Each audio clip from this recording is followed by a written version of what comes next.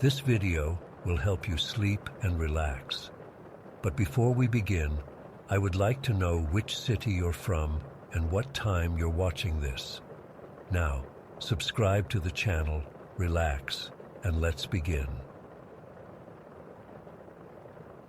I've been debating whether to even share this for weeks now, but I can't sleep well anymore, and I need to get this off my chest. Maybe someone here has experienced something similar or can offer some explanation that makes sense, because I'm honestly at my wit's end. This happened about a month ago in our apartment in Portland. My girlfriend Sophia and I have been living together for almost 2 years now, and we've never experienced anything strange or out of the ordinary. Our place is pretty standard. Second floor of an older building, but nothing creepy or weird about it. No strange history that we know of. It was a Tuesday night, completely normal. We had dinner, watched some Netflix, and went to bed around 11. I remember checking my phone before falling asleep. It was 11:23. I always sleep on the left side of the bed, Sophia on the right.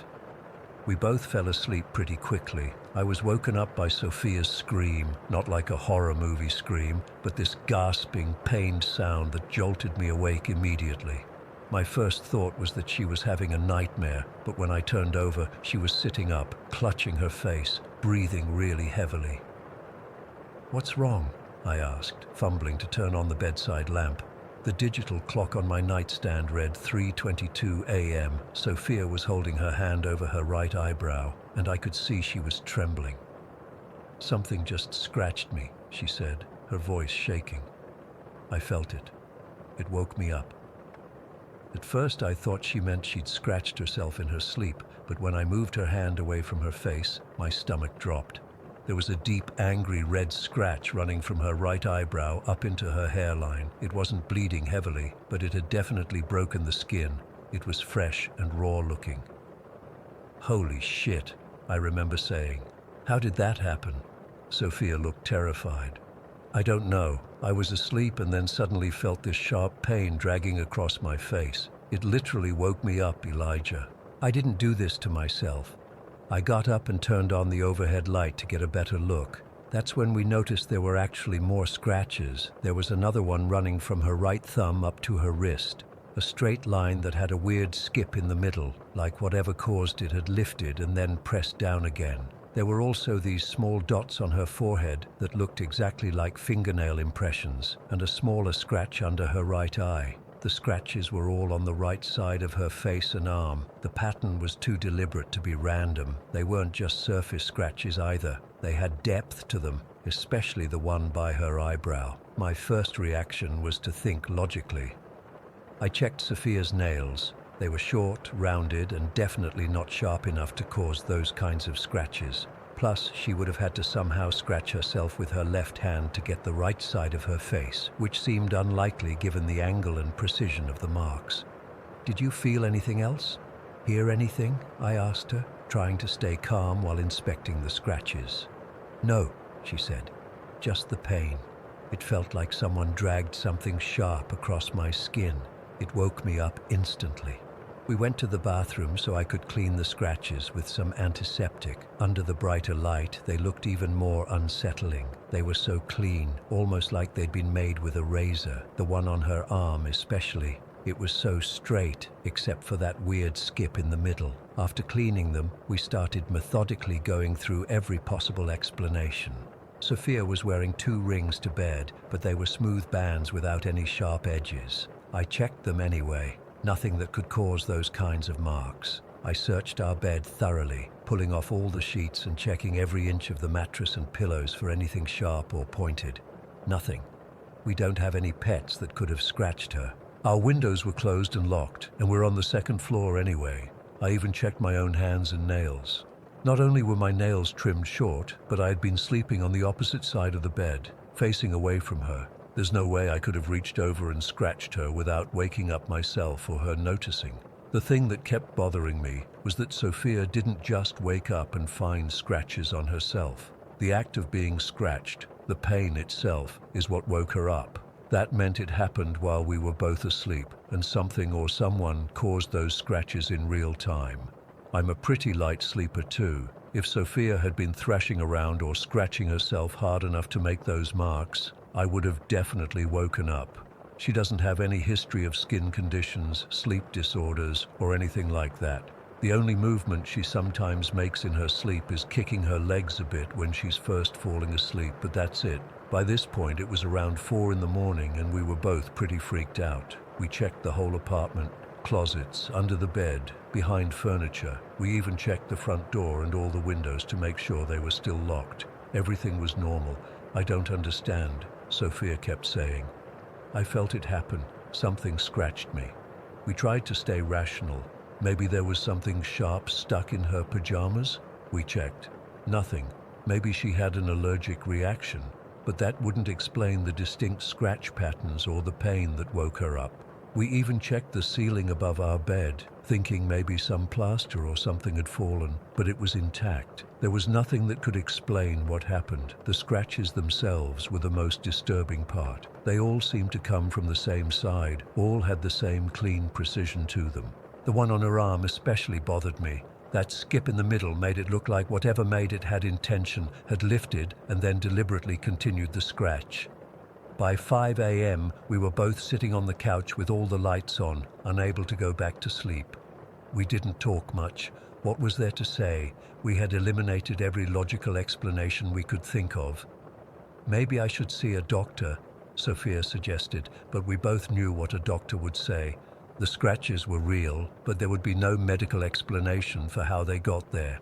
When the sun came up, the scratches looked less scary somehow, but they were still definitely there. The one on her eyebrow had scabbed over slightly. The smaller one under her eye was less noticeable in daylight, but I could still see it clearly when I looked closely. We both called in sick to work. Neither of us had slept much, and honestly, I didn't want to leave Sophia alone. We spent most of the day researching online, looking for similar experiences or any kind of explanation. We found some stories about people getting scratches in their sleep, but most of them seemed to have more obvious explanations. Pets, rough fabrics, undiagnosed skin conditions. Nothing matched what had happened to us. The deliberate nature of the scratches, the pain that woke her up, the fact that we had methodically ruled out every possible physical cause. That night, neither of us wanted to sleep in our bed. We made up the couch in the living room and took turns staying awake, watching over each other. Nothing happened that night or the next. The scratches gradually healed over the following week. We've since moved the bed to a different position in the room and bought a new mattress. We've also installed a small security camera that records while we sleep. It's been a month, and nothing similar has happened again, but we're both still on edge. I find myself waking up multiple times each night, checking Sophia to make sure she's okay. She started wearing long-sleeved shirts to bed and keeping her hands outside the covers. Small things, but they show how deeply this has affected us. What bothers me most is the complete lack of explanation. We've gone over that night again and again, and there's simply no logical reason for those scratches to appear. They weren't self-inflicted, they weren't caused by anything in our environment, and they definitely weren't there when we went to bed. I've never believed in the supernatural, but this experience has shaken that certainty. What else could explain perfectly formed scratches appearing on someone's skin while they sleep? Scratches that caused enough pain to wake them from a sound sleep? Sometimes I catch Sophia staring at her arm where that scratch was, running her finger along the now faded mark. We don't talk about it much anymore, but I know she's thinking the same thing I am. What if it happens again, and worse? What if next time, whatever caused those scratches decides to do more than just scratch? I still have no explanation for what happened that night. All I know is that something scratched my girlfriend while we slept, and after eliminating every possible rational explanation, I'm left with only irrational ones, and that scares me more than anything. Story 2. I never thought I'd be one of those people sharing ghost stories online, but here I am. I need to get this off my chest because it's been almost 2 years, and I still can't explain what happened. I still get goosebumps thinking about it.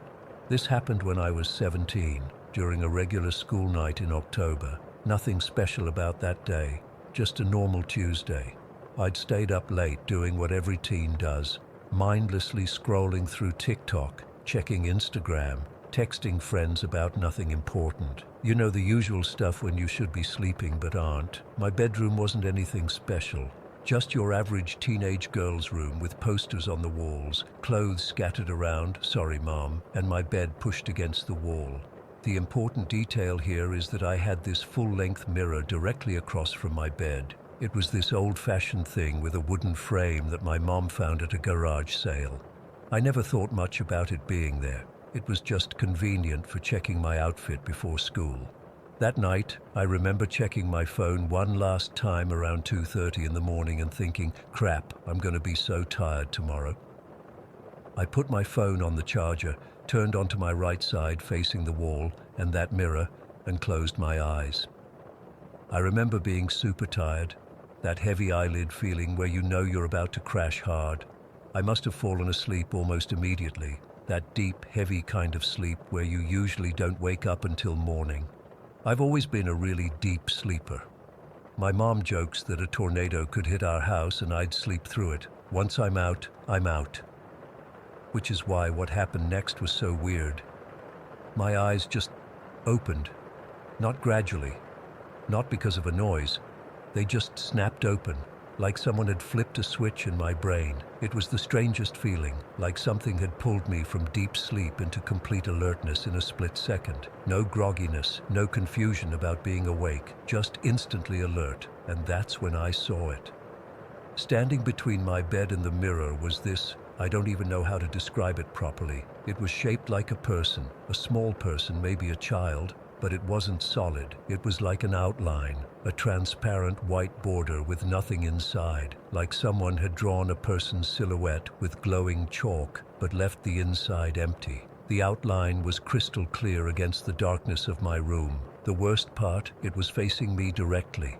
Not moving, not doing anything, just facing me. I couldn't see a face since there was nothing inside the outline, but I felt it looking at me. I felt its attention on me, if that makes any sense. I didn't even have time to scream or react. The second, and I mean the literal second, my brain registered what I was seeing. The figure moved, but not like a person moves, walking or running. It just shifted. One moment it was standing there, the next it was moving into the mirror. Not like walking into another room through a doorway, more like it was being sucked in or pulled in. The whole thing happened in maybe half a second. And then nothing. It was gone. I'm not exaggerating when I say I've never felt fear like that before. My heart started beating so hard I could hear it in my ears, that heavy thumping that makes your whole body shake. I couldn't move for what felt like forever, but was probably just a few seconds. I was paralyzed, staring at the spot where the figure had been, then at the mirror, convinced it was going to come back out. When I finally could move, I lunged for my bedside lamp and switched it on. My hands were shaking so badly I knocked over a glass of water in the process. The light revealed just my normal bedroom. Nothing out of place, nothing unusual, just my familiar room with that stupid mirror reflecting back at me. I grabbed my phone to check the time. It was 3:07 in the morning. I'd only been asleep for about 30 minutes. The thought that this thing had been in my room, watching me sleep, maybe waiting for me to wake up, I couldn't handle it. I bolted out of my room so fast I almost tripped on the rug in the hallway. I ran straight to my parents' bedroom and burst in without knocking, which I never do. My mom woke up immediately. Dad's the deep sleeper in the family, and I just broke down sobbing. I couldn't even explain what happened at first. I was hyperventilating and probably not making any sense. When I finally calmed down enough to tell her what I saw, I could tell she didn't believe me. Not in a mean way. She was being super nice and comforting, but I could see that look in her eyes. The one parents get when they think their kid just had a bad dream but don't want to dismiss their feelings. She kept saying things like, "It's okay, you're safe now," and "It was probably just a nightmare," while rubbing my back, but it wasn't a nightmare. I know the difference between dreaming and being awake. I was completely awake when I saw it. My dad eventually woke up from all the commotion, and after I explained everything again, he offered to go sleep in my room while I stayed with Mom. I think he was trying to show me there was nothing to be afraid of, but also being protective, classic dad move. I didn't want to go back in there, not even to get my phone charger. Mom let me sleep in their bed, and honestly, even at 17, I didn't feel embarrassed about it. I was genuinely terrified. I didn't sleep much that night. Every time I closed my eyes, I saw that white outline. I kept thinking about how it had been looking at me, and why did it retreat into the mirror? Was the mirror some kind of portal? That sounds so ridiculous typing it out, but that's what it looked like. The next morning, Dad reported that nothing happened in my room. He'd slept fine, no weird sightings, no strange feelings. This just made me feel worse, like maybe I really had imagined the whole thing. But I hadn't. It was real. It happened. When I went back to my room in the daylight, everything looked normal. The mirror was just a mirror. I stood in front of it, half expecting to see something other than my reflection, but there was just me. Pale, with dark circles under my eyes from lack of sleep. I avoided looking at that mirror for weeks afterward. I started changing in the bathroom. I rearranged my furniture so I couldn't see the mirror from my bed. I even begged my parents to let me get rid of it, but they thought I was overreacting. Mom suggested that maybe I'd experienced sleep paralysis, which I looked up later. Some of it fit. The sudden awakening, the feeling of dread. But I could move. I wasn't paralyzed. And everything I've read about sleep paralysis says you're technically still dreaming. I wasn't dreaming. My best friend Alyssa suggested maybe it was a weird reflection from outside, like car headlights hitting something. But that doesn't explain the child-sized figure or how it moved into the mirror, and our house sits back from the road. Car lights don't reach my window, I told a few other people, and most had similar reactions. They'd get this look on their face, not quite disbelief, but like they were humoring me. My cousin, who's into paranormal stuff, was the only one who seemed to take it seriously. She asked if anything unusual had happened in the house before, but nothing had. We'd lived there for 5 years with 0 weird experiences. For a while, I couldn't sleep alone in my room. I kept my light on all night for almost a month. Eventually, I started to feel stupid about being so afraid, and slowly things went back to normal. But I still never feel completely comfortable with that mirror. The weirdest part? About 3 weeks after it happened, I was helping my mom clean out some old boxes in the attic, and I found a photo of our house from the previous owners. The mirror in my room was visible in one of the photos, hanging in what used to be their living room. It's been in this house longer than we have. Sometimes I wonder if the previous owners experienced anything similar. Did they get rid of the mirror by selling it at that garage sale because they knew something was wrong with it? I've thought about trying to track them down to ask, but that feels like opening a door I might regret. I've never seen the entity again, but sometimes I get this feeling, like I'm being watched, especially at night. Sometimes I wake up suddenly for no reason, my eyes snapping open just like they did that night. I always check the mirror first thing, my heart pounding, but there's never anything there. What bothers me most is not knowing what it wanted. Was it trying to communicate? Was it malicious? Was it trapped in the mirror somehow, or maybe passing through from somewhere else? I'm in college now, living in a dorm, and thankfully away from that mirror. But I still think about that night all the time. I still sleep with my back to any mirrors in the room. I still wake up sometimes with that feeling of dread, like something is staring at me. I know most people reading this will think I dreamed the whole thing or hallucinated from being overtired. That's fine. I probably wouldn't believe it either if it hadn't happened to me. But I know what I saw, and I know it was real. That outline, that empty silhouette was in my room that night. It was watching me, and somewhere, maybe inside that mirror that still hangs in my old bedroom, it might still be watching. Story 3. I never thought I'd be the type of person sharing weird experiences online, but I'm desperate for answers and maybe some peace of mind. Something's been happening in my family home in Darjeeling for the past 3 weeks, and I can't make sense of it. None of us can sleep properly anymore. It all started when my mother went to this antique store near Mall Road. She loves collecting old trinkets and decorative items for our house. That day, she came home beaming with excitement, holding this ornate wooden jewelry box. It wasn't particularly big, maybe about 10 inches wide and 6 inches tall, but it was beautifully carved with floral patterns and had this aged brass hardware that gave it character. The wood had this deep, reddish-brown color that showed it was really old. "Look what I found for only 200 rupees, she exclaimed, placing it on our dining table. My father and I admired it, and honestly, it was a beautiful piece. The inside was lined with faded red velvet, divided into little compartments for different jewelry items. My mother couldn't stop running her fingers over the intricate carvings, telling us how the shop owner claimed it was from the colonial era, possibly owned by some British lady. That same evening, our cat Nando started acting strange. He's usually this lazy, affectionate cat who follows my mother everywhere. But when she brought the box to the living room, he arched his back, hissed aggressively, and bolted from the room. We laughed it off at first. Cats are weird sometimes, right? But that night, I woke up around 3 in the morning to Nando scratching frantically at my bedroom door, meowing like he was in pain.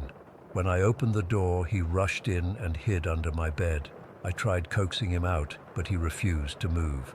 The weird part was that his eyes kept darting to my doorway, as if something was standing there. I looked, but there was nothing. The next morning, my mother placed the jewelry box on her dresser in her bedroom. Nando flat out refused to enter their room after that. He would stand at the doorway, fur raised, and then run away. If we carried him in, he'd struggle like crazy to get free. I didn't think much of it until 2 days later when I was helping Mom organize her jewelry into the box. I picked it up to move it to a better position on her dresser, and the moment my fingers touched the wood, I felt this coldness.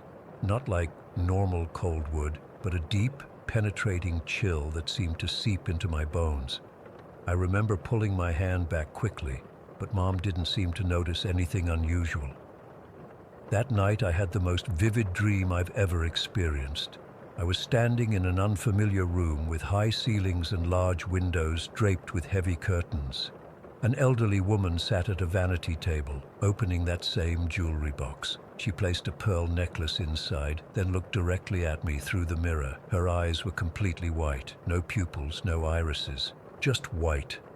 She smiled at me in a way that made my skin crawl and whispered something in a language I didn't understand.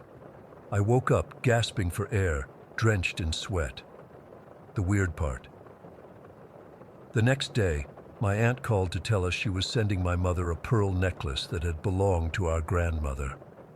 Mom hadn't mentioned wanting it, and my aunt hadn't discussed sending it. The package arrived 2 days later containing exactly the pearl necklace I'd seen in my dream. I told my parents about the dream and the coincidence, and my father laughed it off as a strange coincidence. My mother seemed more unsettled but tried to brush it away. "It's just a beautiful old box, nothing more," she insisted. That's when things got worse. My mother started having trouble sleeping. She'd wake up in the middle of the night, claiming she couldn't move her body. Sleep paralysis, we figured.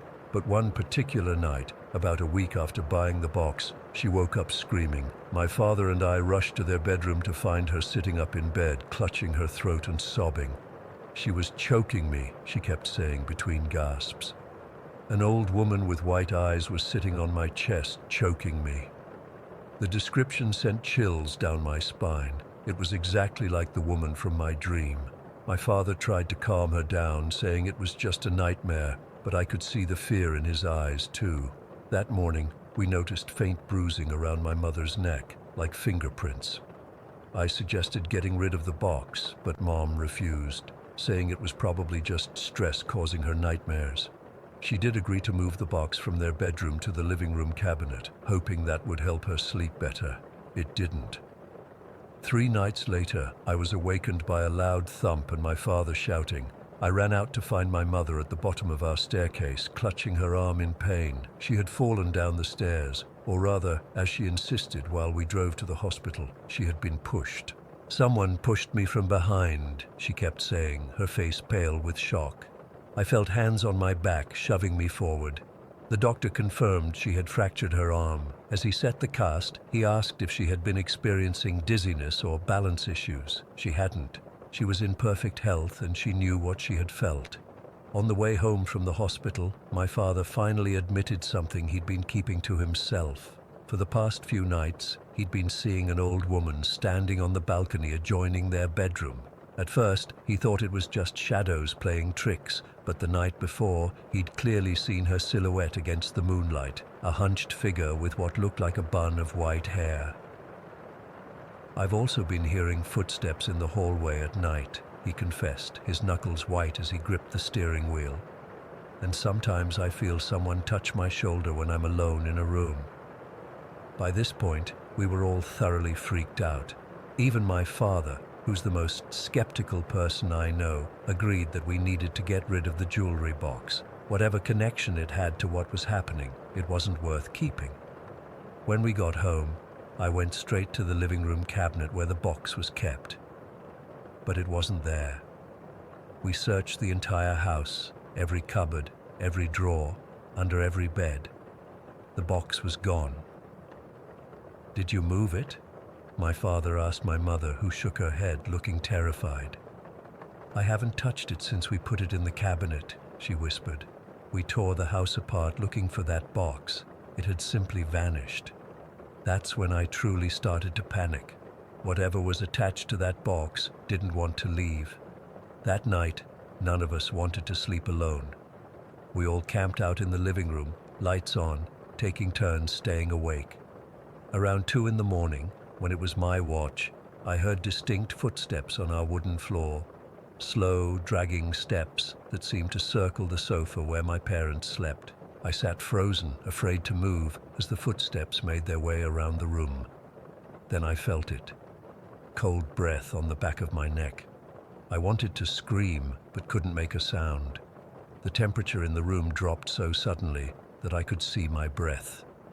Then, right by my ear, a raspy voice whispered words I couldn't understand. I must have passed out because the next thing I remember is my father shaking me awake at dawn.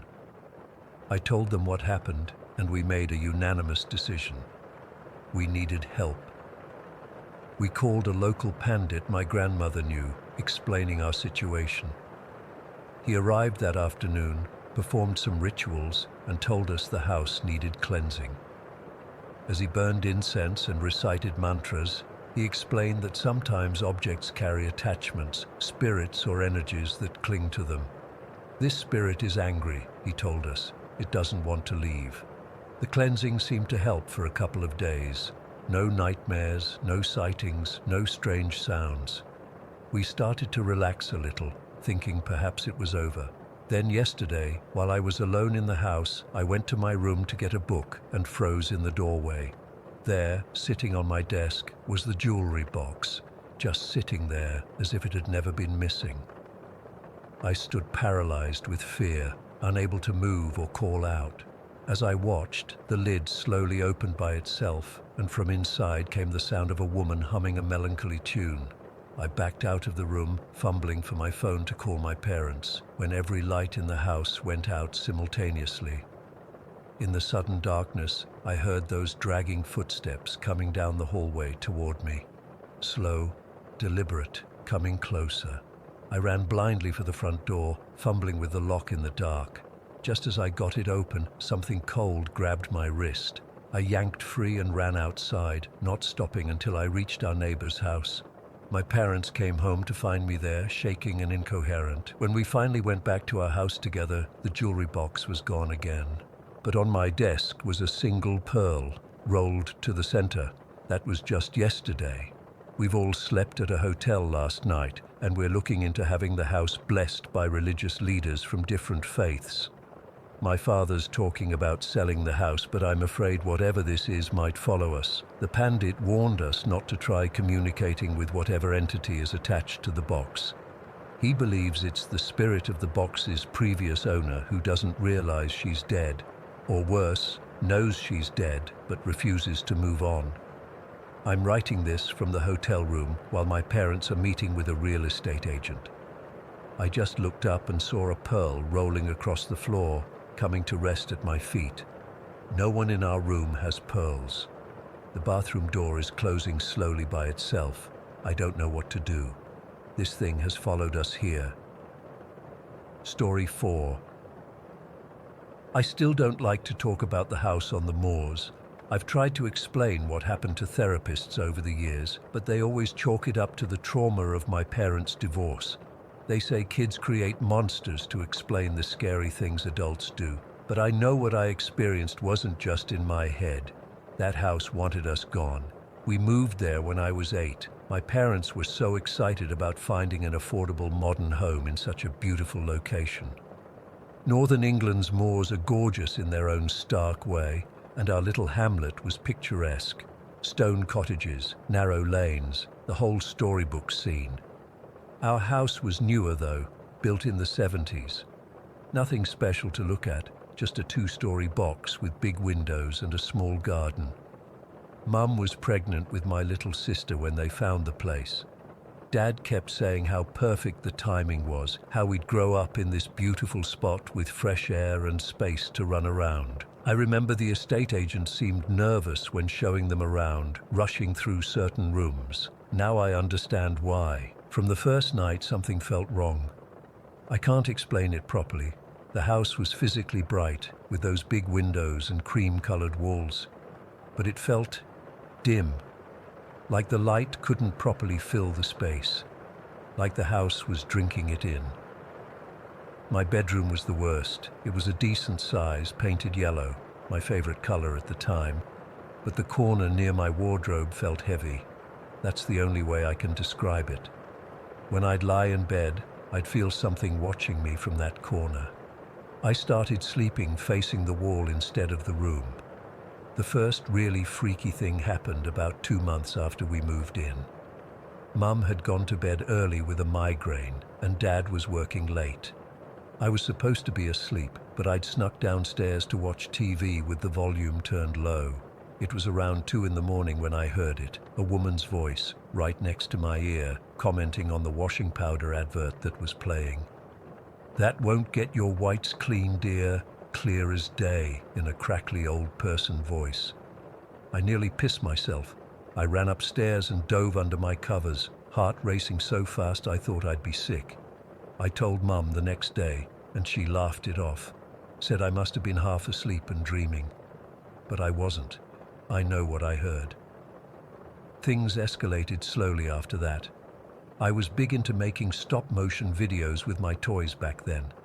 I had this action figure, a Star Wars clone trooper, that I'd set up on my desk with a little paper background. I was taking photos with my little digital camera, moving it a tiny bit between each shot. I turned away to grab something, and when I looked back, the figure's head had turned completely to face me. As I stared at it, frozen, it slowly clicked back into its original position. Click. Like a mechanical movement. I stopped making videos after that. My camera started acting weird too. I'd leave it on my desk, switched off, before going to bed. I'd wake up in the night to find it switched on, cycling through the photos I'd taken.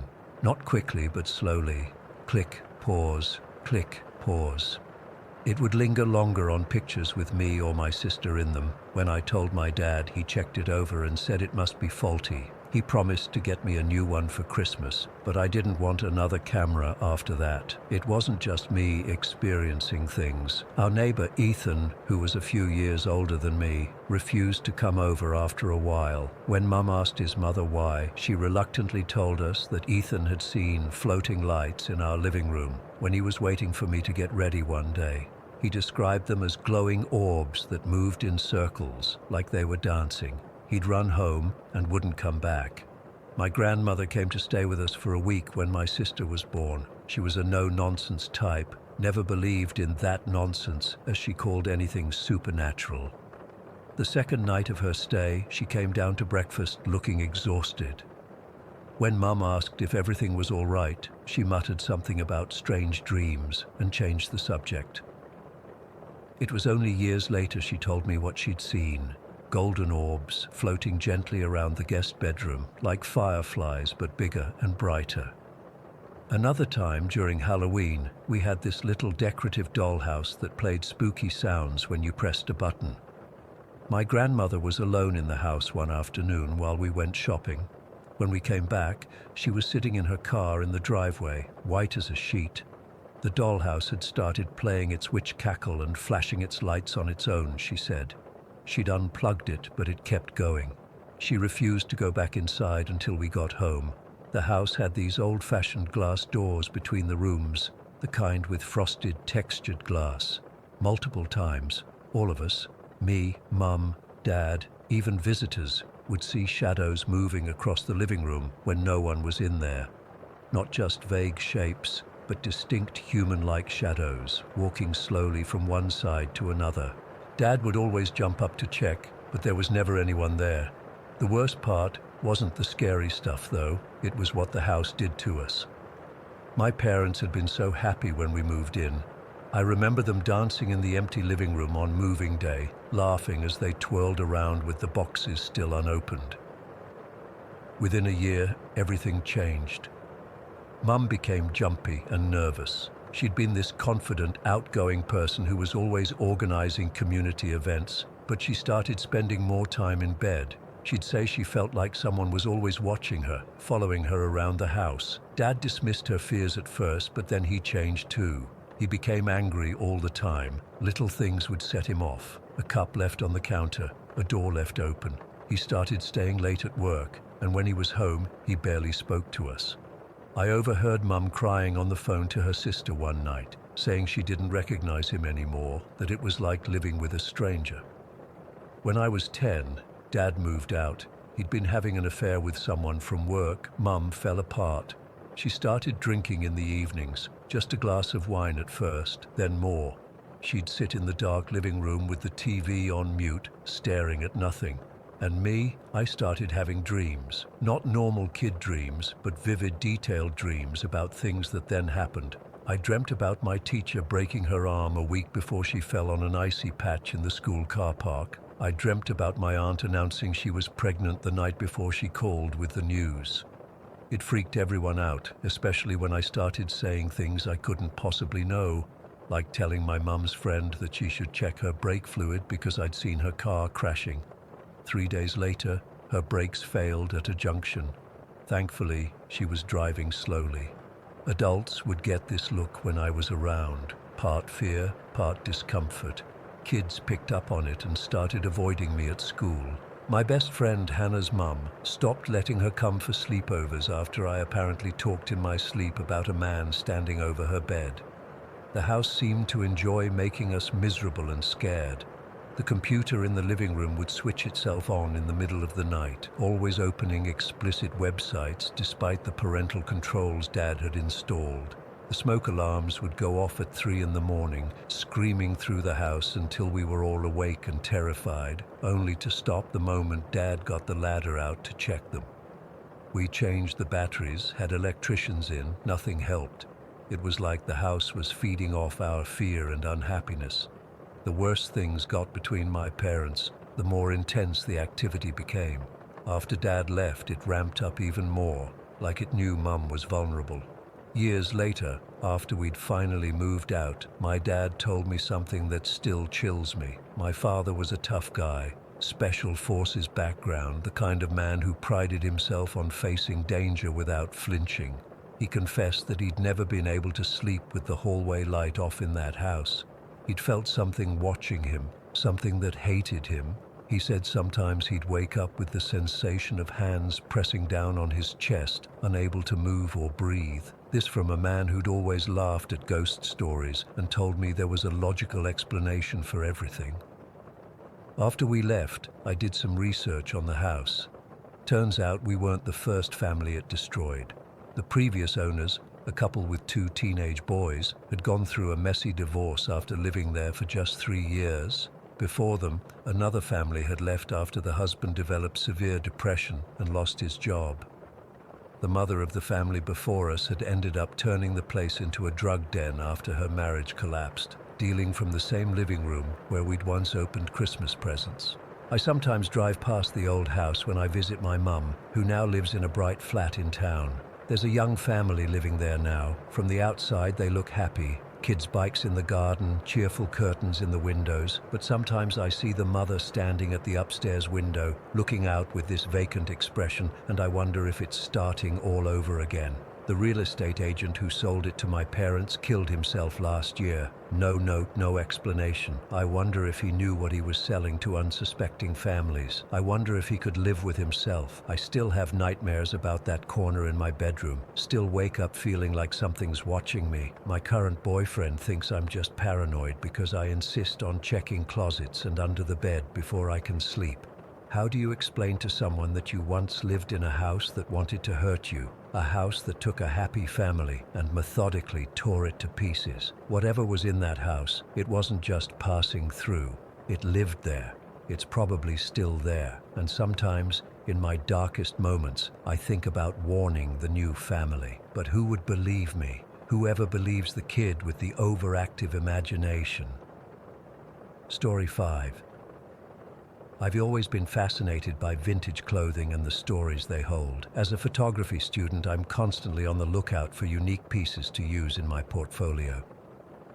Last Saturday, what started as an innocent shopping trip turned into the most terrifying experience of my life. My friend Megan and I decided to visit Hemswell Antique Centre. We both love thrifting and hunting for hidden treasures, and Hemswell has this amazing collection of vintage clothes that I often use for my photography projects. The place is huge, sprawling with all sorts of antiques from different eras.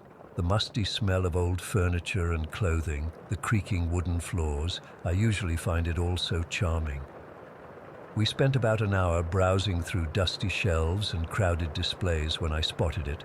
A salmon-colored corset tucked away in a corner display case. It caught my eye immediately because the color was still vibrant despite its age. The shopkeeper noticed my interest and told me it was from the 1930s, though honestly, the design looked more like something from the 1910s. What really surprised me was the price. It was ridiculously cheap for something in such good condition. This would be perfect for my Victorian-inspired photo shoot, I told Megan, already picturing how it would look in my portfolio. The corset had intricate stitching and small metal clasps down the front, with lacing in the back that seemed barely worn. No stains, no tears, nothing that would suggest it was nearly a century old. The shopkeeper wrapped it in tissue paper and placed it in a brown paper bag. As she handed it to me, she hesitated for a split second, but then smiled and said, "I hope it works out well for your project." Something about the way she said it struck me as odd, but I was too excited about my find to dwell on it. Megan and I decided to head back to my apartment to try on our purchases. I live in this small one-bedroom place near campus. It's nothing fancy, just basic furniture, photography equipment scattered everywhere, and prints of my work covering the walls. When we got home, I carefully unwrapped the corset and laid it on my bed. "It's gorgeous," Megan said, running her fingers along the salmon-colored fabric. "I've never worn a proper corset before." "Me neither," I admitted. "Want to try it on first?" Megan seemed excited by the idea. She's always been more adventurous than me, ready to try new things. She took off her sweater, keeping on her tank top, and I helped position the corset around her waist. It was a bit big for her slender frame, but that made it easier to fasten. "Don't make it too tight," she laughed as I began pulling on the laces. "I still want to breathe." "Don't worry, I'm not going for the full Victorian 16-inch waist experience," I joked back. The room was filled with afternoon sunlight streaming through my curtains. My cat, Pixel, watched us curiously from the windowsill. Everything felt normal, comfortable, safe. I finished lacing the corset, not too tightly, just enough for it to stay in place, and stepped back to admire how it looked. "This is going to be perfect for the shoot. Turn around so I can see the back." That's when everything changed. Megan had only been wearing the corset for maybe 30 seconds when her face suddenly drained of color. Her eyes widened and she started breathing rapidly. At first I thought maybe I'd laced it too tight after all. "You okay? Is it too tight?" I moved toward her to loosen it, but Megan didn't respond to my voice. Her eyes seemed to be looking at something that wasn't there. Her hands began clawing at the front of the corset, frantically trying to undo the clasps. "Get it off," she gasped. "Get it off me now." The panic in her voice startled me. I've known Megan since freshman year, and I'd never seen her like this. She was always the calm one, the one who kept her head when things went wrong. I rushed to help her, but before I could even touch the laces, Megan had grabbed the front of the corset and literally torn it off herself, not bothering with the fastenings. The sound of fabric ripping filled the room as she flung the garment away from her body like it was burning her skin. It landed in a heap in the corner of my bedroom. Megan collapsed onto my bed, hyperventilating. I sat beside her, completely confused and increasingly worried. "What happened?" I asked, rubbing her back as she tried to catch her breath. "Are you okay?" It took several minutes before she could speak. When she finally did, her voice was small and shaky. "I saw something, felt something. It was so real, Lily. So fucking real." "What did you see?" I pressed, but Megan just shook her head, still trembling. "I don't want to talk about it right now. Just don't put that thing on." But I couldn't help myself. I've always been skeptical about paranormal stuff, ghost stories, haunted objects. I never believed in any of it. Part of me thought Megan was overreacting or maybe having some kind of panic attack unrelated to the corset. And I'll admit, another part of me was just plain curious. "I'm going to try it on," I said, getting up and walking toward where the corset lay crumpled in the corner. "Lily, don't," Megan pleaded, her voice cracking. "Please, just don't." I picked up the corset, examining it for any signs of damage. Despite Megan's rough treatment, it was remarkably intact. Just a few popped stitches along one side.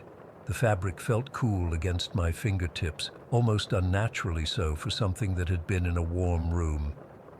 "I'll just put it on for a second," I said, more to reassure myself than Megan.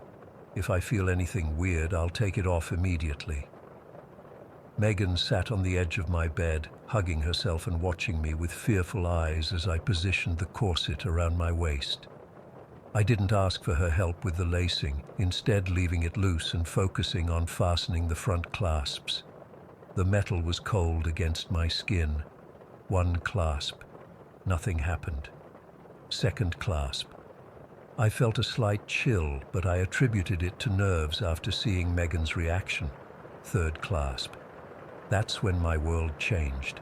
The room instantly darkened, as if someone had dimmed the lights. The temperature dropped so suddenly I could see my breath cloud in front of my face. My body lurched forward involuntarily, like someone had pushed me from behind, but I was standing in the middle of the room with nothing behind me. And then I wasn't in my apartment anymore. I was looking through someone else's eyes. A woman. I could feel her body as if it were my own. Horrifically thin, bones protruding painfully against skin. I was lying on my side on a cold stone floor covered with filthy straw. The air was damp and thick with the stench of human waste and mold. I realized with mounting horror that she was almost completely naked except for two things: heavy iron chains around my wrists and ankles, and the salmon-colored corset cinched tightly around my waist. The corset was new in this vision, a stark contrast to everything else in this hellish place. The sensations were overwhelming. Hunger clawed at my stomach like a living thing. My back stung with what I somehow knew were open wounds from repeated whippings. My wrists and ankles were raw and infected where the chains had rubbed the skin away. But worse than the physical pain was the absolute despair that flooded my mind. I knew with certainty that this woman had been here for a very long time, that no one was coming to help her, that she had been forgotten by the world above this underground prison.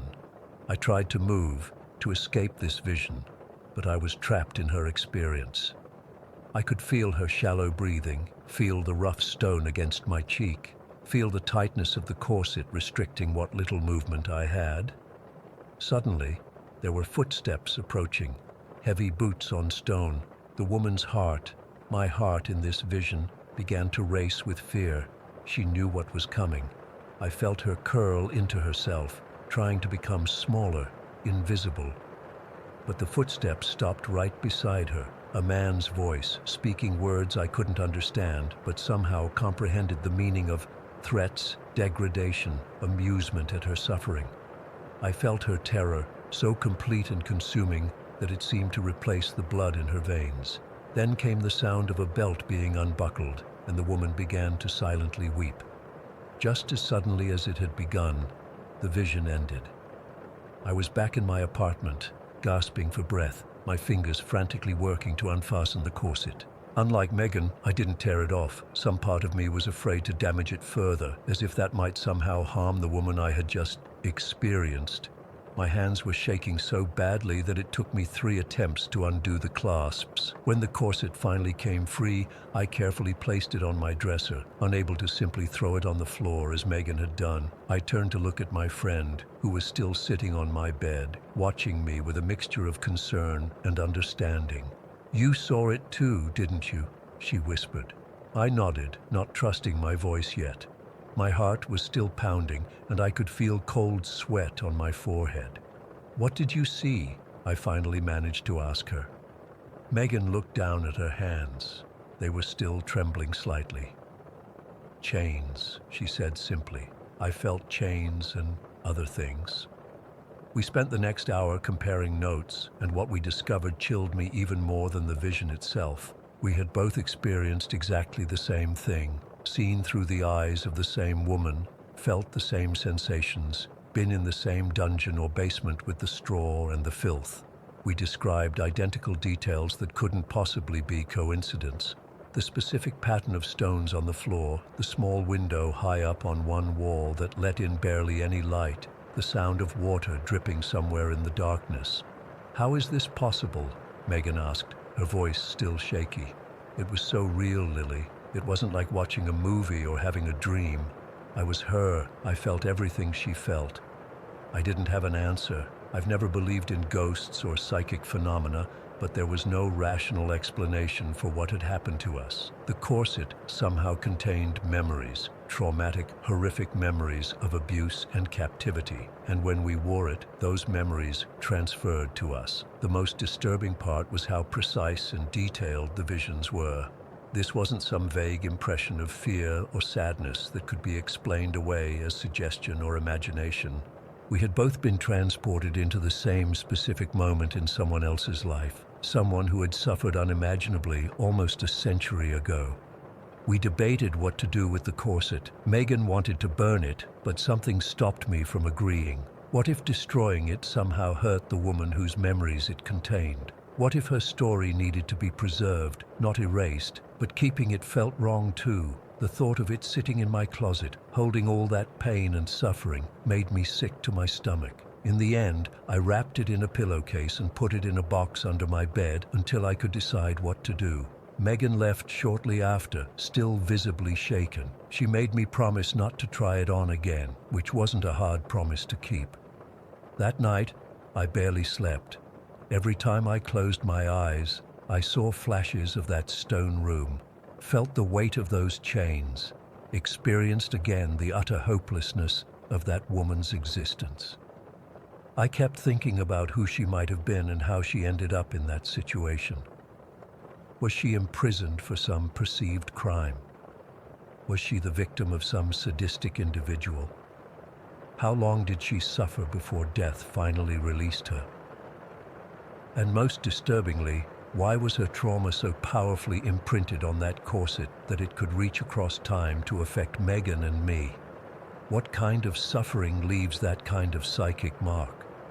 It's been 5 days now, and I still haven't decided what to do with the corset. Sometimes I think I hear faint sounds coming from the box under my bed, a soft weeping or the distant clinking of chains. But when I work up the courage to check, there's nothing but silence and that salmon-colored garment, looking deceptively ordinary in the light of day. I've tried researching the history of the area where Hemswell Antique Center is located, looking for any stories of missing women or discovered dungeons from the early 20th century. So far, I've found nothing definitive. The woman whose memories we experienced remains nameless, her story untold except for those terrible moments we shared. I can't explain what happened to us. I don't know if it was some form of psychometry, the ability to read information from objects by touching them, or if the corset is genuinely haunted by the spirit of the woman who once wore it. All I know is that the experience was real, and it has changed me in ways I'm still trying to understand. I keep thinking about going back to the antique center to ask the shopkeeper more questions about where the corset came from. But part of me is afraid of what I might learn, and an even bigger part is afraid that there are other objects out there holding similar horrors, just waiting for someone to pick them up and bring them home. Story 6. I still can't explain what happened to me 3 months ago. I've been putting off writing about it because honestly, I'm still trying to process everything, but I need to get this off my chest. I work as a data analyst at a small marketing company.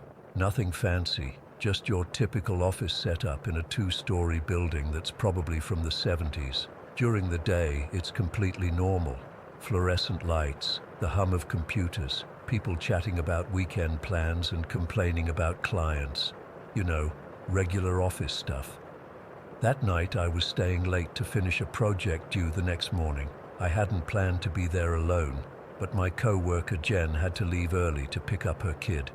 By 7:30, it was just me and the janitor who was mopping the lobby downstairs. "You're still here?" he asked when I went down to grab a soda from the vending machine. "I'm heading out in 15 minutes. You gonna be much longer?" "Just another hour or so," I told him. "I'll lock up when I leave." He nodded, looking a little uncomfortable. "Just make sure all the lights are off when you go. Management's been complaining about the electric bill." I promised I would and headed back upstairs to my desk. Around 8:15, I heard the janitor call up the stairs, "I'm leaving now." The front door closed with a heavy thud that echoed through the empty building, and then I was completely alone. It's weird how different a place feels when you're by yourself. The office, usually so boring and familiar, suddenly seemed off. The overhead lights created weird shadows in the corners. The building settled with creaks and groans I'd never noticed during the day, but I needed to finish this project, so I put in my earbuds and tried to focus. By 9:45, my eyes were burning from staring at spreadsheets. I decided I'd done enough and started packing up. I shut down my computer, grabbed my backpack, and did a quick check to make sure I'd turned everything off. As I was about to leave, I noticed the light in the break room was still on. I walked down the hallway, my footsteps echoing against the tile floor. The break room was at the opposite end from the stairs, past a bunch of empty cubicles. As I reached for the light switch, I felt a sudden cold breeze against the back of my neck. I froze. There shouldn't be any breeze in here. All the windows were closed. They're the kind that don't even open. The AC had shut off automatically at 7. I quickly flipped the light switch and turned to leave, but the cold air brushed past me again. Stronger this time, like someone had walked right by me. The hair on my arms stood up. "Hello?" I called out, feeling stupid even as I said it.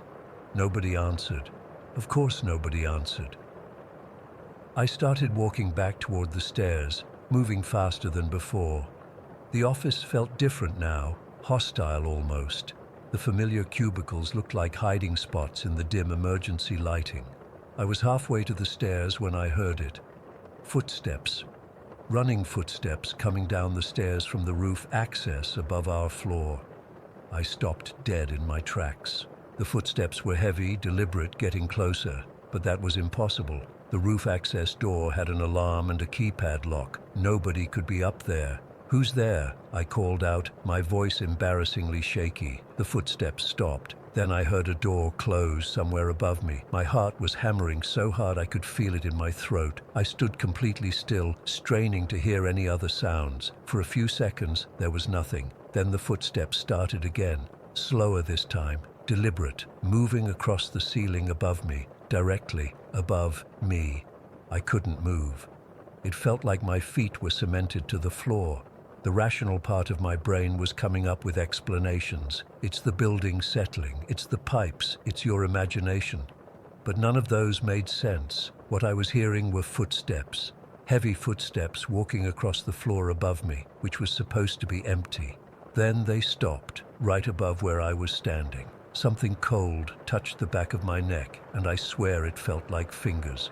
I spun around, but there was nothing there, just the empty hallway and the dim glow of the exit sign. That's when I heard the breathing right behind me, low, raspy breaths that weren't mine. I ran. I just fucking ran. I didn't look back, didn't think, just bolted for the stairs. My backpack hit against my spine with each step, and I nearly tripped on the first landing. Behind me, the footsteps started again, fast now, running, chasing me. I flung myself down the stairs, taking them 2, 3 at a time, certain I was about to feel hands grab my shoulders. The ground floor was dark except for the small security lights. I sprinted across the lobby to the main doors, fumbling with my key card. The footsteps were getting closer. My hands were shaking so badly I could barely get the card into the slot. The lock clicked. I yanked the door open, threw myself outside, and slammed it shut behind me. I stood there in the parking lot, gulping down the night air, staring at the building. Through the glass doors, I could see the empty lobby. Nothing moved inside. The building looked normal, quiet, but I'd heard those footsteps. I'd felt that cold touch, and I was not going back inside. I practically ran to my car, dropping my keys twice before I managed to get the door open. As I was about to get in, I glanced back at the building one last time. On the second floor, in the window of our office, a light had turned on. The break room light I'd just switched off. I drove home doing 15 over the speed limit the whole way. The next morning, I felt ridiculous. In the daylight, with coffee in my system, the whole thing seemed like an overreaction. Old buildings make weird noises. I'd been tired, stressed about the project deadline. My imagination had gotten the better of me. I almost convinced myself of that until I got to work and found my desk chair pushed all the way in. Not how I'd left it after my panicked exit. My coffee mug, which I always keep on the right side of my keyboard, was on the left. Small things, things nobody else would notice. But I noticed. I didn't say anything to anyone that day. What would I say? Hey, I think the office is haunted because my mug moved. But I watched my co-workers, wondering if any of them had experienced anything similar. Around lunchtime, I was in the break room when my boss came in to heat up her lunch. "You were here late last night," she said casually. "Yeah, finishing the Henderson project. How did you know?" "Security system sends me a notification when the last person leaves." She put her container in the microwave and turned to face me. "Everything okay? You left in a hurry?" I hesitated, then decided to test the waters. "The building feels different at night." Something flickered across her face. Recognition, maybe even relief. "Yes," she said quietly. "It does." "Have you ever—" I trailed off, not knowing how to ask without sounding crazy. "Heard things," she finished for me. "Felt like someone was there when nobody should be." I nodded, feeling a weird mix of relief and dread. Most of us have at some point. She glanced around to make sure we were alone. Papers moving on their own, pens rolling off desks, footsteps when nobody's there. "Why hasn't anyone said anything?" She shrugged. "What would be the point? Management would say it's our imagination, or worse, they'd bring in some ghost hunting team and make a whole spectacle of it." The microwave beeped and she took out her food. Besides, whatever it is, it seems harmless enough. Been here longer than any of us. "Harmless?" I repeated, remembering the cold touch on my neck, the footsteps chasing me down the stairs. "Well, has it ever actually hurt anyone?" She had a point. Whatever was in that building had every opportunity to harm me. I was alone, vulnerable, trapped between it and the exit. But all it had done was scare me. Since that night, I've noticed other things. Sometimes my desk drawers are slightly open when I come in, even though I always close them before leaving. Occasionally, my computer screen will be on a different document than the one I was working on before I stepped away. Once I came back from lunch to find a sticky note on my monitor with a single dot drawn on it. Not a handwriting I recognized. I don't stay late anymore. I'm always out by 6, along with most of the others. But sometimes, when I'm leaving, I'll glance back at the building and see the break room light turn on, even though I know nobody's in there. Whatever shares our office with us, it seems to come alive after dark. It moves through the empty hallways, sits in our chairs, touches our things. Maybe it's curious about us. Maybe it's lonely.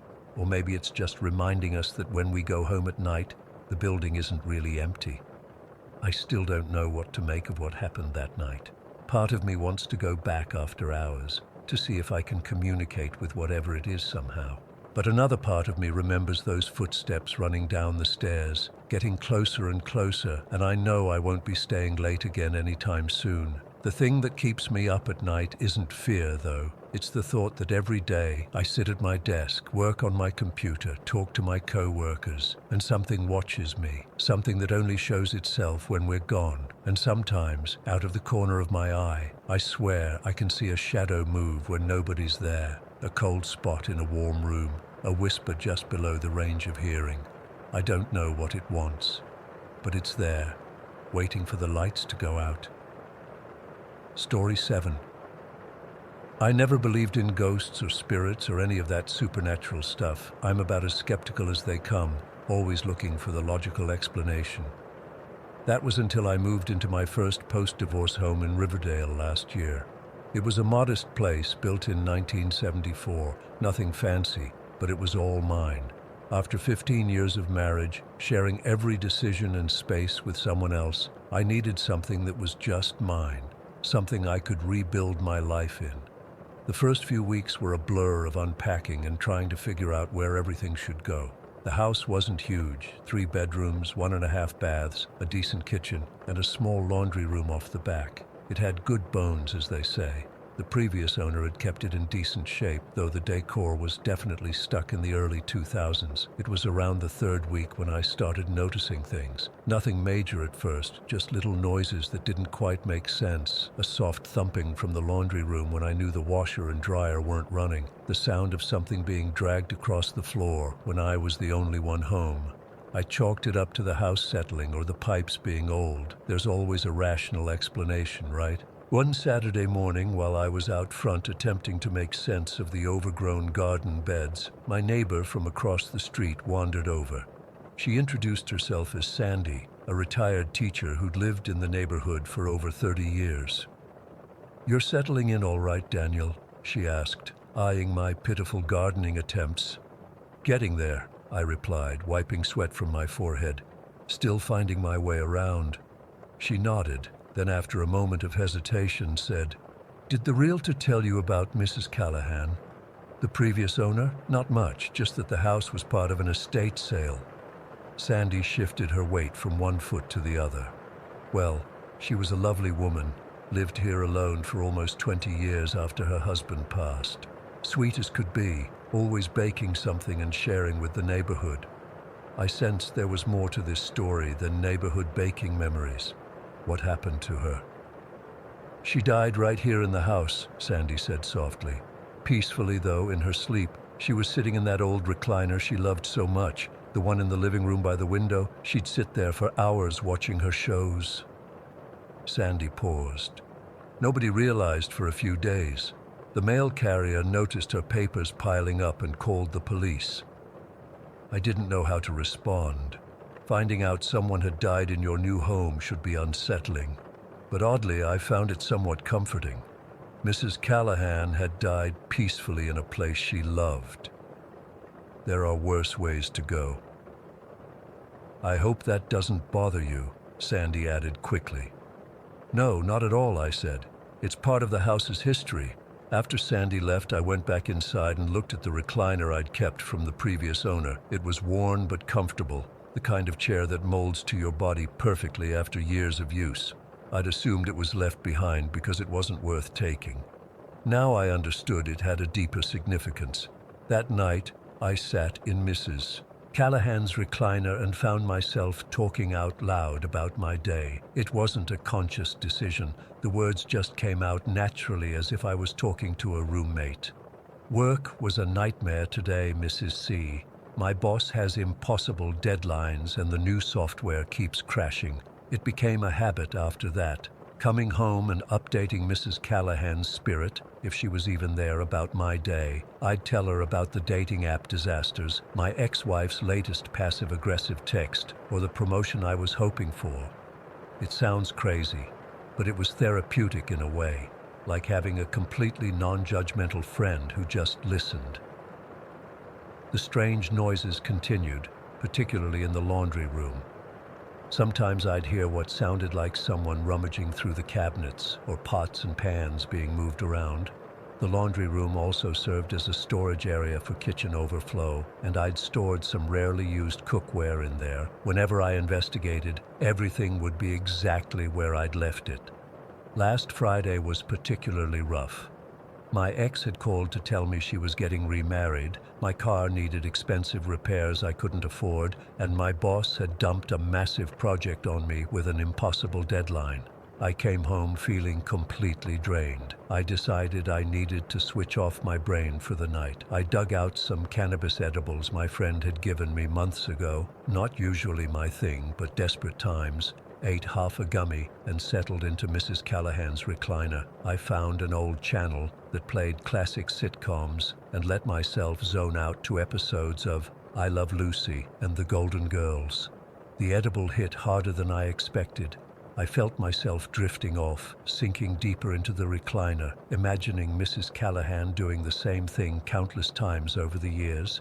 I remember thinking about how she died right where I was sitting and wondering if she was watching the same shows in her final moments. It wasn't a morbid thought, more like a connection across time. I must have fallen asleep because the next thing I knew, I was jolted awake by a tremendous crash from the laundry room.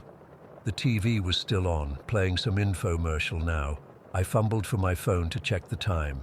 3:33 a.m. exactly, 3:33. The number hit me like a punch to the gut. My father was born in March of 1933, third month, 33. He died just before my divorce, and I still wasn't over it. Seeing those digits lined up felt significant, like someone was trying to send me a message. Another bang from the laundry room snapped me back to reality. My heart was racing now. This wasn't the usual subtle noises I'd been hearing. This was loud and deliberate. I sat frozen in the recliner, trying to decide what to do. Living alone after a divorce makes you paranoid about security. I kept a baseball bat by my bed, which I now retrieved with shaking hands. The house was dark except for the flickering blue light from the TV. As I crept toward the laundry room, another crash rang out, followed by the sound of metal sliding across the floor. "Hello?" I called out, immediately regretting it. If there was an intruder, I'd just given away my location. The house fell silent. With my bat raised, I flipped on the laundry room light and nearly dropped it in shock. The pots and pans I'd stored on the upper shelves were scattered across the floor, every single one. They weren't just knocked over, they were spread out in a pattern that almost looked deliberate. The large stock pot was upside down in the center, surrounded by frying pans and lids in a rough circle.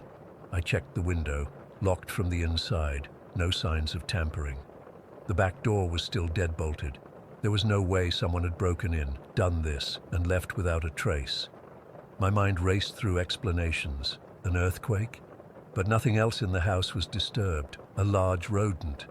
But how would it reach the top shelf? As I stood there, surrounded by cookware, trying to make sense of it all, the strangest feeling washed over me. I wasn't afraid anymore.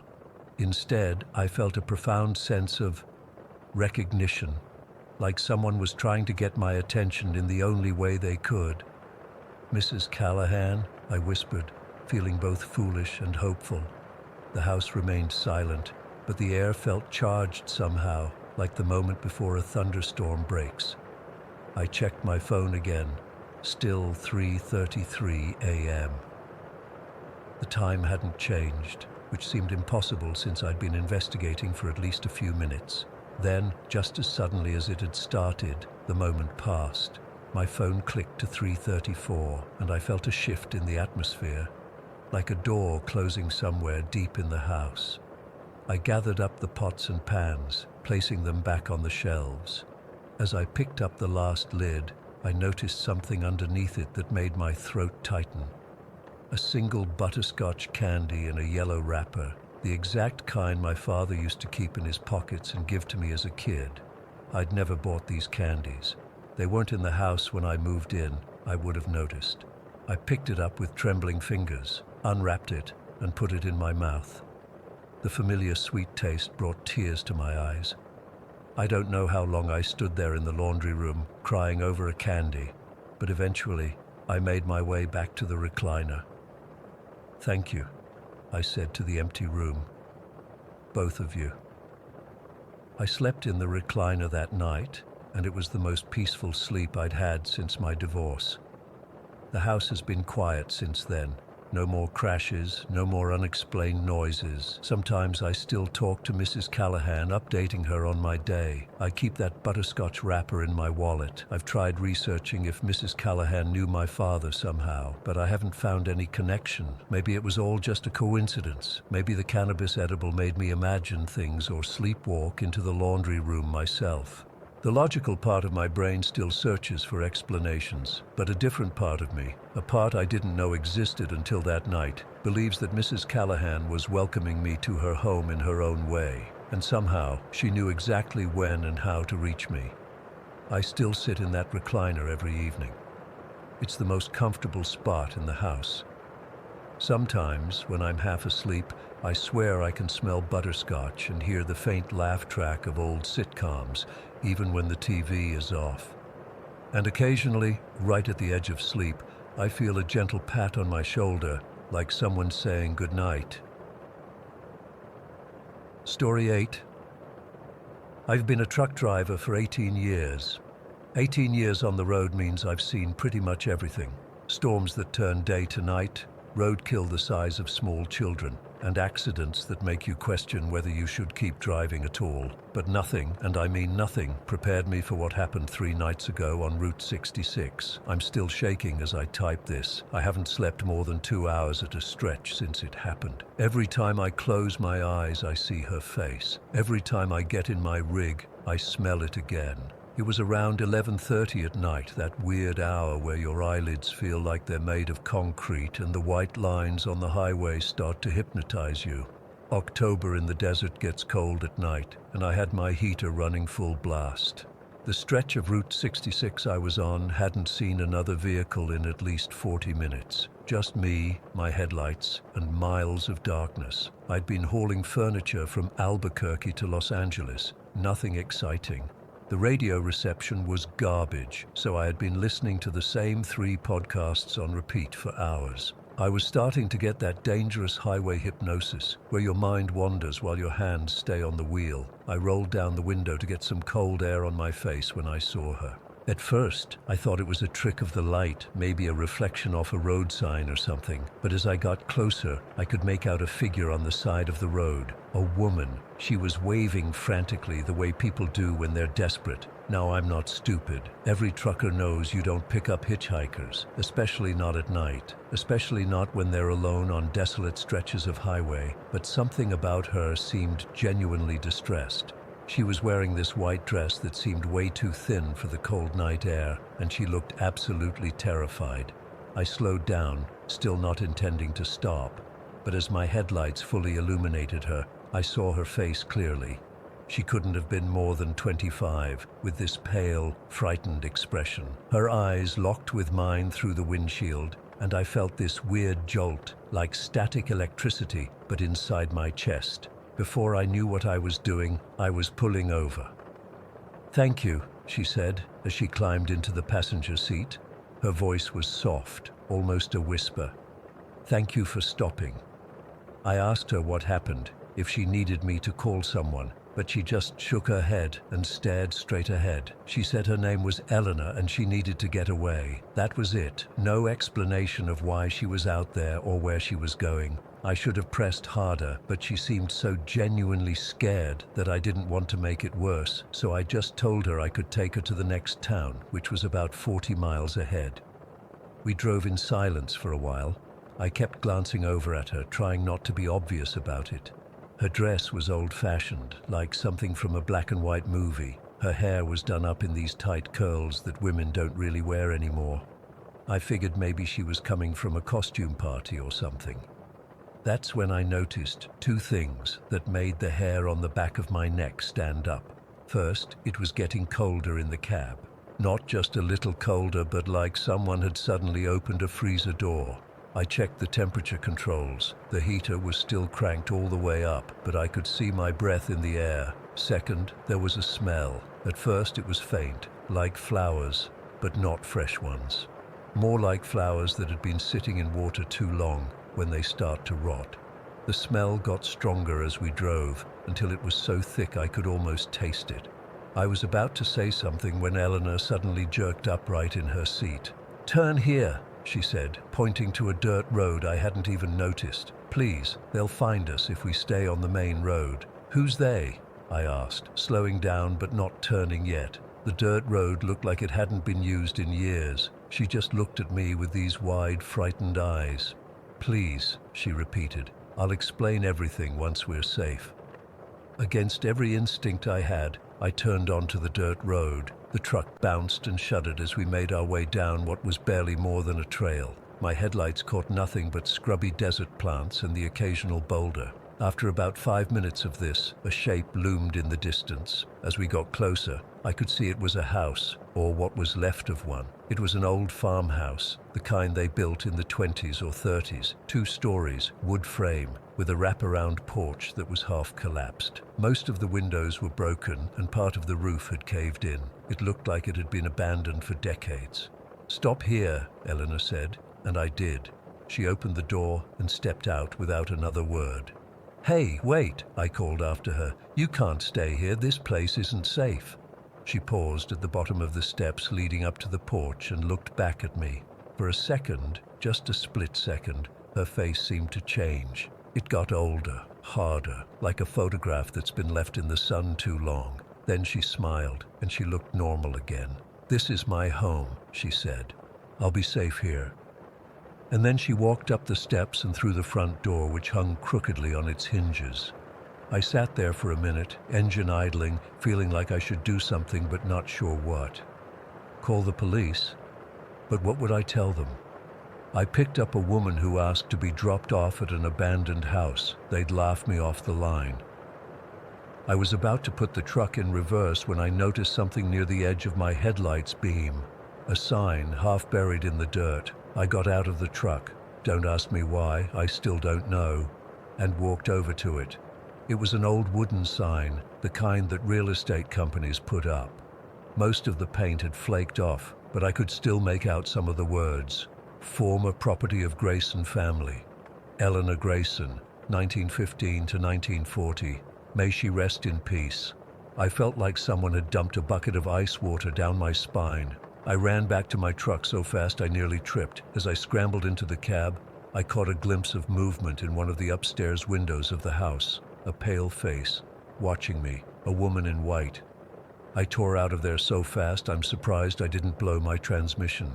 My hands were shaking so bad I could barely steer. I didn't stop until I reached the next town, a little place called Berryville with one gas station and a 24-hour diner.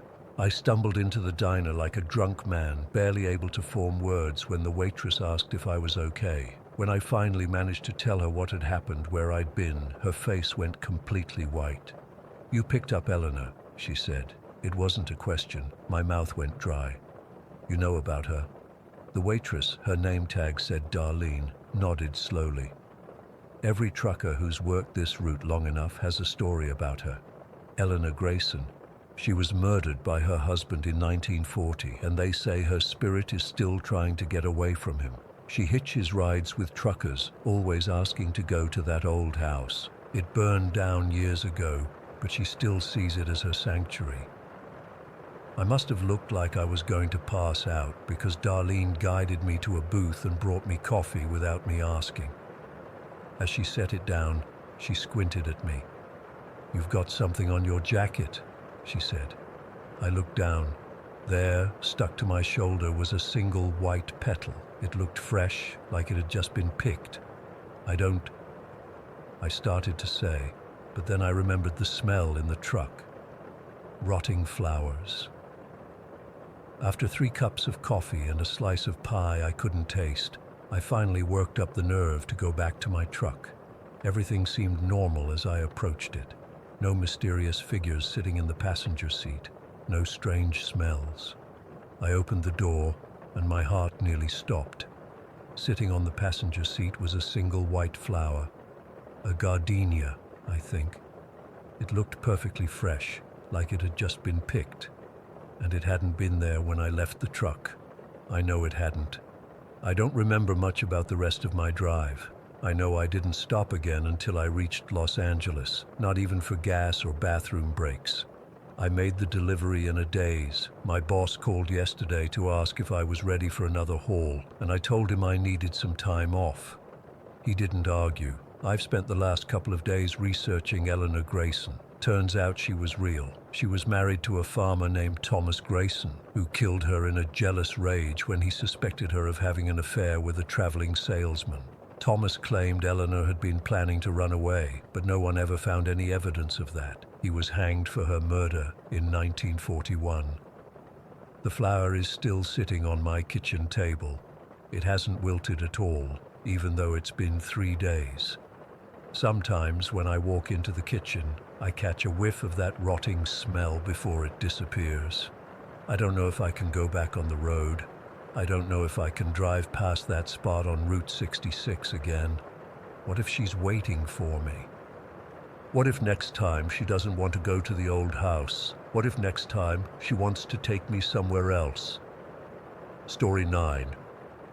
I still can't sleep properly after what happened 3 weeks ago. I've told a few friends, but they think I'm either making it up or that I hallucinated from exhaustion.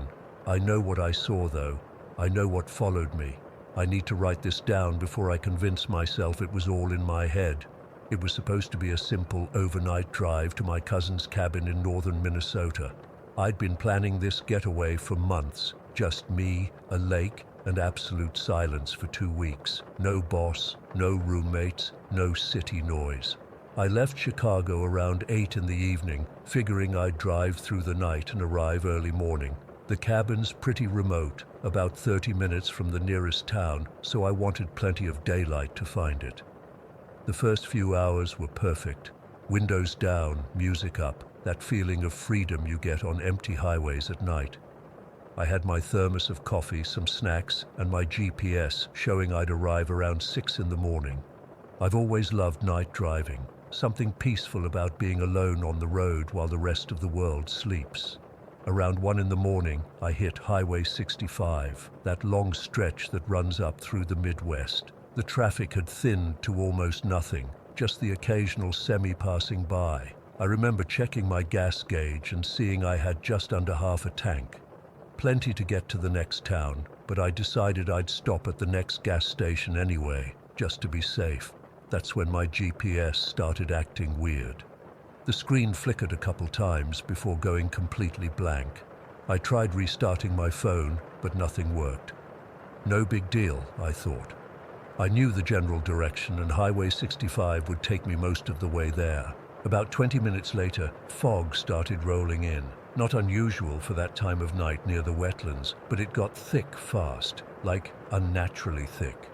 I slowed down to about 40 miles per hour, hunched forward over the steering wheel, straining to see the road markings. The highway seemed to narrow, and before I realized what happened, I found myself on some unmarked side road. The pavement was rougher, and the trees pressed in closer on both sides. I figured I must have accidentally taken an exit, so I kept driving, looking for a place to turn around, or a sign pointing back to the highway. My headlights barely cut through the fog, creating this weird tunnel effect where I could only see maybe 20 feet ahead. That's when I spotted the first car.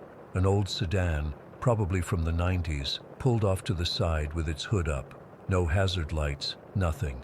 I slowed down, wondering if someone needed help, but I couldn't see anyone around. just this abandoned car in the middle of nowhere at almost 2 in the morning. Something about it made my skin crawl, but I chalked it up to too many horror movies. About a mile later, I passed a station wagon with all 4 tires flat. Again, completely abandoned. No sign of the driver or passengers. By this point, I was getting seriously uncomfortable. One abandoned car could be explained. Maybe they got a tow or walked to get help. 2 abandoned cars on the same remote stretch of road. That felt wrong. I tried the radio, desperate for some kind of connection to the outside world, but all I got was static. Not even that late-night talk radio that usually comes through anywhere. Just white noise that seemed to get louder the more I fiddled with it. I was about to give up on the radio when my headlights illuminated something that made my heart stop. A pickup truck smashed against a tree, its front end completely crumpled, but the headlights were still on, cutting weak yellow beams through the fog. I should have kept driving. Every instinct told me to keep going, but something made me stop. Maybe it was the thought that someone could be hurt, or maybe it was just morbid curiosity.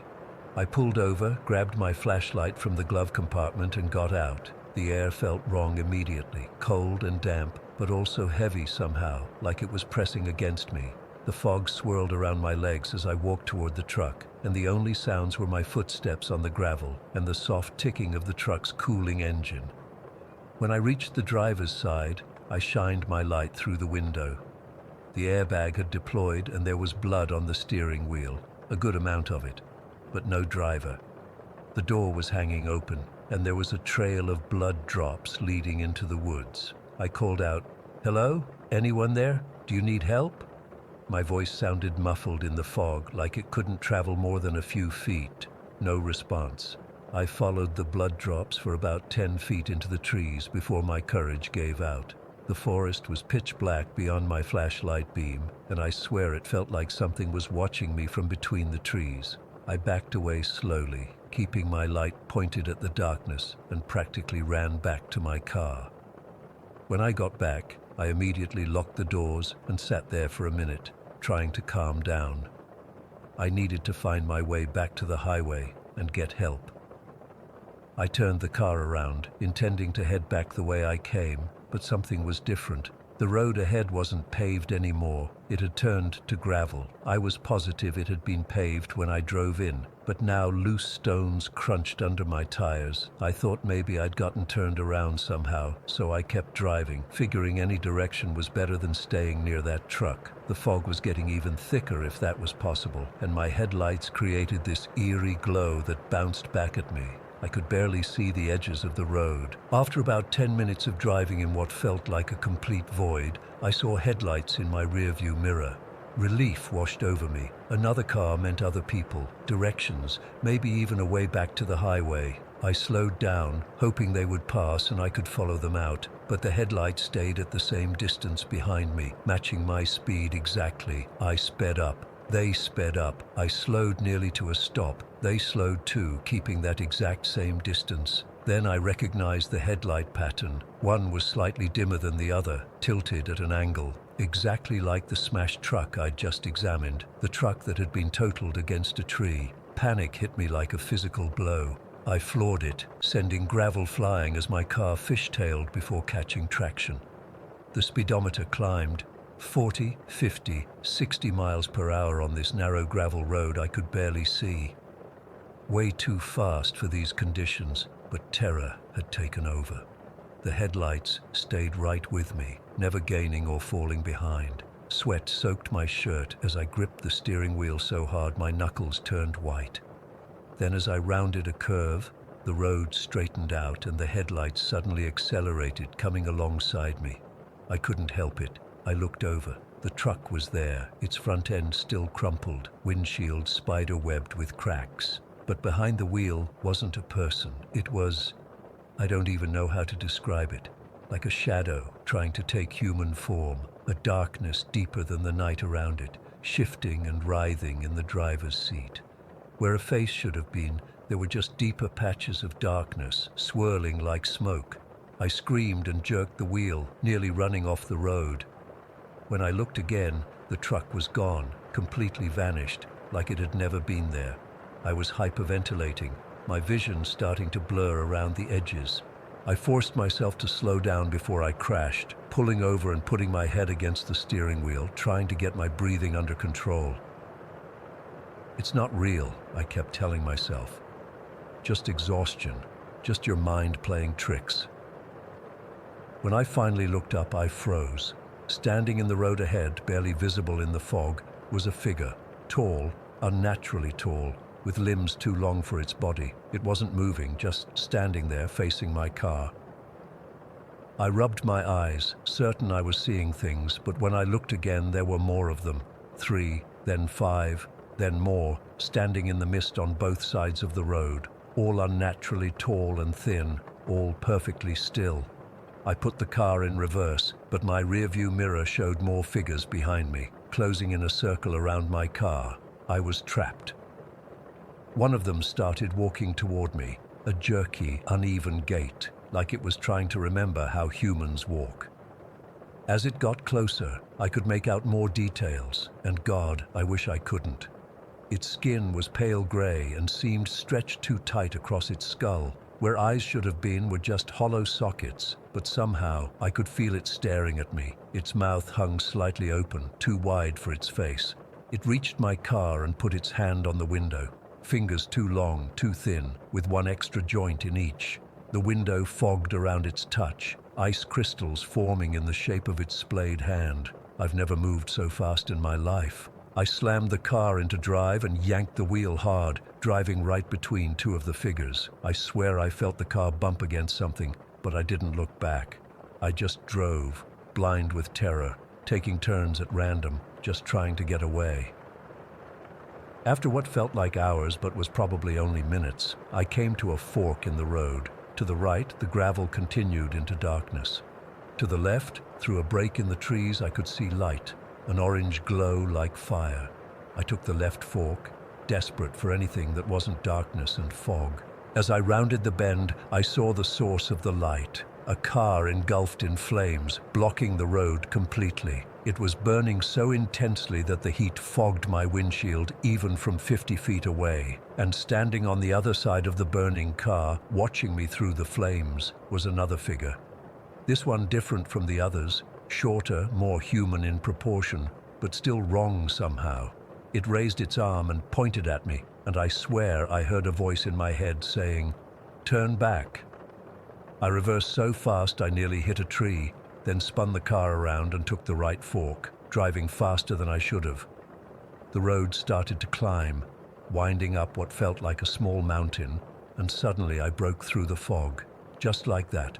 1 minute I was in it, the next I was above it, looking down at a sea of white below me. The moon was bright overhead in a clear sky full of stars. The road curved back down, and I braced myself to re-enter the fog, but instead I emerged onto a paved road with actual lane markings. A green sign ahead read, "Highway 65, 500 feet. I've never been so happy to see an interstate in my life. I pulled onto the highway and drove north, constantly checking my mirrors, terrified those headlights would appear behind me again. They never did. By the time the sun rose, I was pulling into the driveway of my cousin's cabin, physically and emotionally drained. I stayed at the cabin for the full 2 weeks as planned, but I barely enjoyed it. I couldn't stop thinking about what I saw. I've searched online for information about Highway 65, looking for similar stories or local legends, but found nothing concrete. Just vague mentions of strange experiences and a few missing persons reports from over the years. I took a different route home, adding 6 hours to my journey just to avoid Highway 65. I don't know what those things were, some kind of hallucination or something else entirely, but I know I'll never drive that highway at night again. And sometimes, when fog rolls in, I find myself checking the windows, making sure nothing's watching from the mist. I still feel like I'm being watched. Story 10. I never believed in ghosts until I moved into that old Meiji period house in rural Japan. It's been 3 months since I left, and I still get chills thinking about it. I'm writing this down because I need to process what happened, and maybe someone else has experienced something similar. I'm Alexandra, 23 at the time. and I had just landed a teaching position at an English school in a small town outside Kyoto. The rent was surprisingly cheap for such a beautiful traditional house. Now I understand why. The landlord seemed almost too eager to have someone move in. The house itself was gorgeous. Traditional wooden beams, tatami floors, sliding paper doors, and a small garden with a stone lantern. It was built during the Meiji era, late 1800s, which my landlord proudly mentioned multiple times. Unlike most Japanese homes that stay in families for generations, this one had always been a rental property. My first week was peaceful. I was busy setting up my classroom at school, getting to know my colleagues, and unpacking. The house creaked and settled at night, but that's normal for old buildings, right?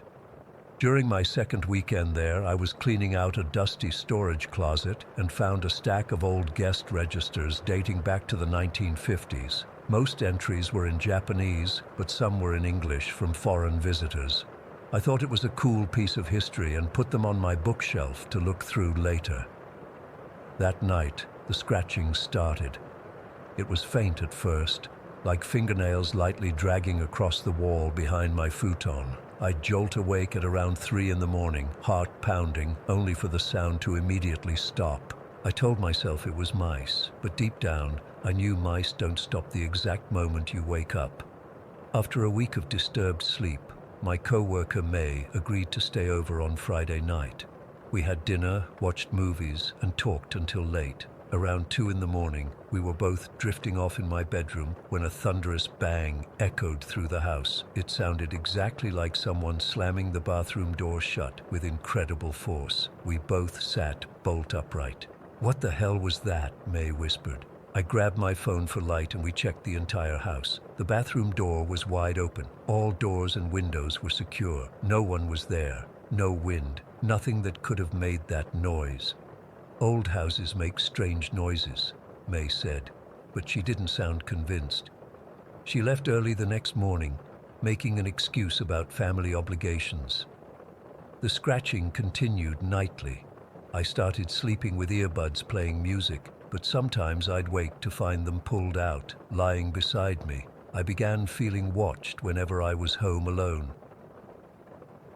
One night I was reading online about old Japanese houses and learned about hidden rooms sometimes built into them. Curious, I got up and started knocking on different walls, checking for hollow spots. It was around midnight when I knocked 3 times on the wall separating my bedroom from an unused storage area. 3 distinct knocks immediately answered back. I froze, blood turning to ice in my veins. I knocked again, a different pattern. Knock, knock. Pause, knock. The response came instantly. Knock, knock, pause, knock. I ran out of the house in my pajamas and sat in my car until sunrise, shivering not from cold but from pure fear. I considered moving out, but my contract required a 2-month notice, and finding affordable housing in rural Japan isn't easy. Plus, I'd spent nearly all my savings on the initial deposit and furnishings. The next incident happened about a week later. I was doing laundry in the upstairs area where the washing machine was kept. As I headed back downstairs, I heard a woman's voice directly in my ear. She spoke Japanese, a language I only partially understand, but her tone was urgent, almost warning. I whipped around, but there was no one there, just the empty hallway, afternoon sunlight streaming through the windows. I called my landlord that evening and casually asked if anyone had ever reported anything unusual about the house. He hesitated, then said something that still makes my skin crawl. Previous tenants sometimes mention the house has its own personality. Nothing to worry about, just respect the space. After that conversation, I started documenting everything. I set up my laptop to record audio while I slept. The first night's recording picked up the scratching clearly. It wasn't in my head. The second night, I heard what sounded like a woman humming a melody I didn't recognize.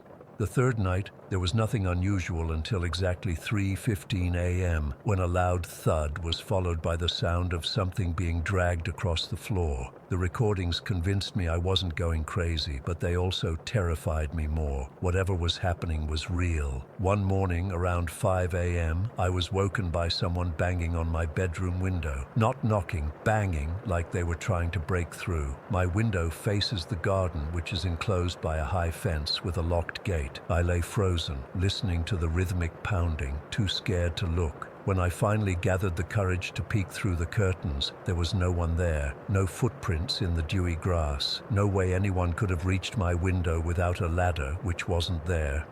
I started spending less time at home, staying at school late and accepting any social invitation I received.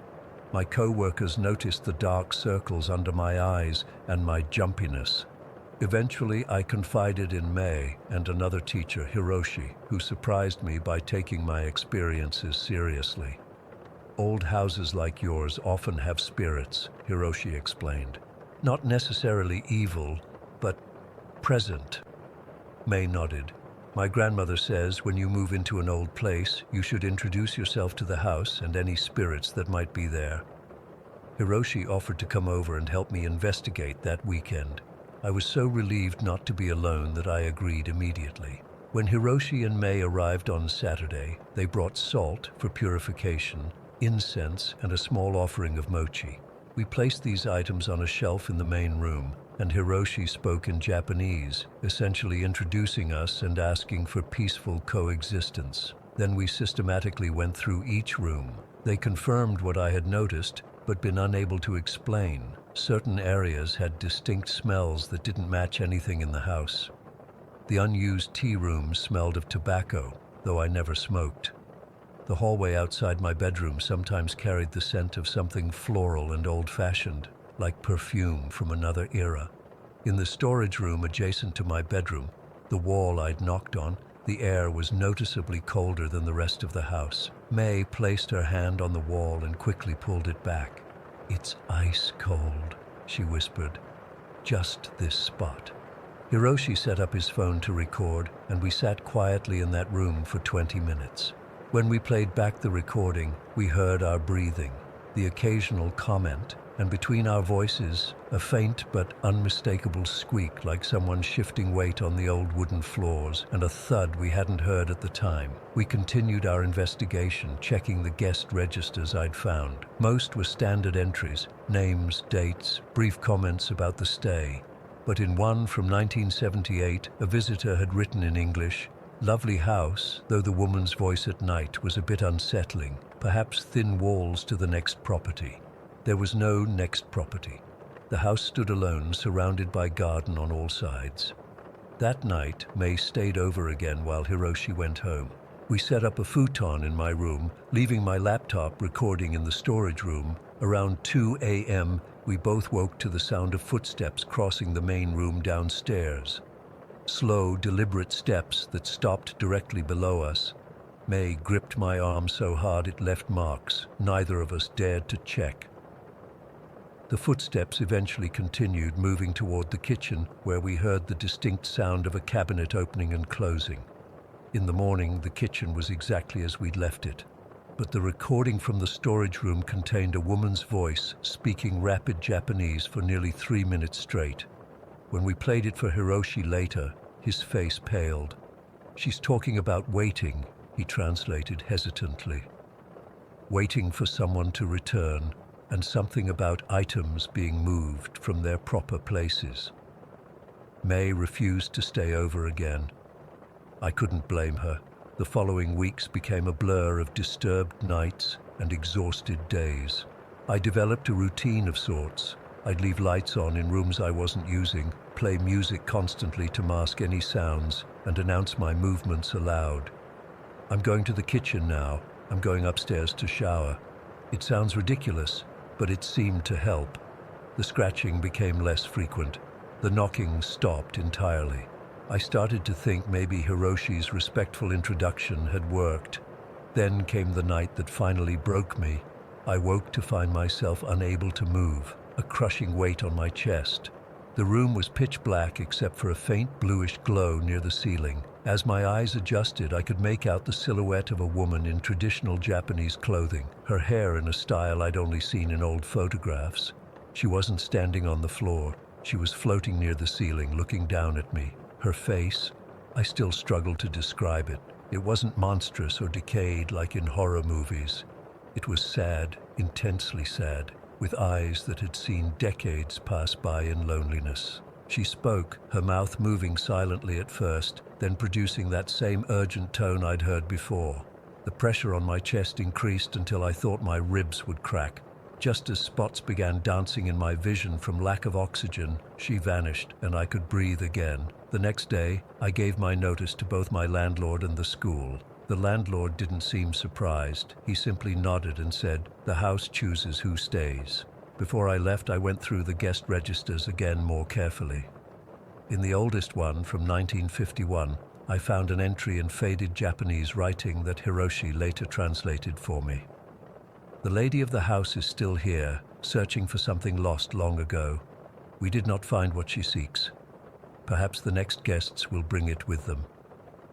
I've been gone for 3 months now. Sometimes I wake up at exactly 3:15 a.m. feeling watched. My new apartment is modern, crowded with neighbors, and wonderfully, beautifully ordinary. But I can't shake the feeling that something followed me, not the woman herself, but an awareness of her existence. I still have no explanation for what happened in that house. All I know is that for centuries, that property has never been a family home, only ever a temporary place for people passing through, and perhaps that's the cruelest fate for a spirit, to be surrounded by people who never stay. Story 11. I never believed in ghosts. Let me just start with that. I always thought people who claimed their houses were haunted were either looking for attention or had some undiagnosed mental health issues. That was until my wife Layla and I bought our first home in Oak Ridge, Texas last year. We were so excited to finally own a place after years of renting. The housing market had been insane, but we managed to find a decent 3-bedroom house for $200,000, which felt like a steal. The neighborhood was quiet, mostly older folks who'd been there for decades, and we thought it would be perfect for raising our 1-year-old son, Noah. The closing process was pretty standard until the very end. We were sitting there signing what felt like our millionth document when our realtor mentioned something about an insurance claim on the property. I remember looking up from the papers and asking what she was talking about. "Oh, it's nothing to worry about," she said way too casually. "There was an $80,000 insurance claim filed about 6 months ago. It's been resolved."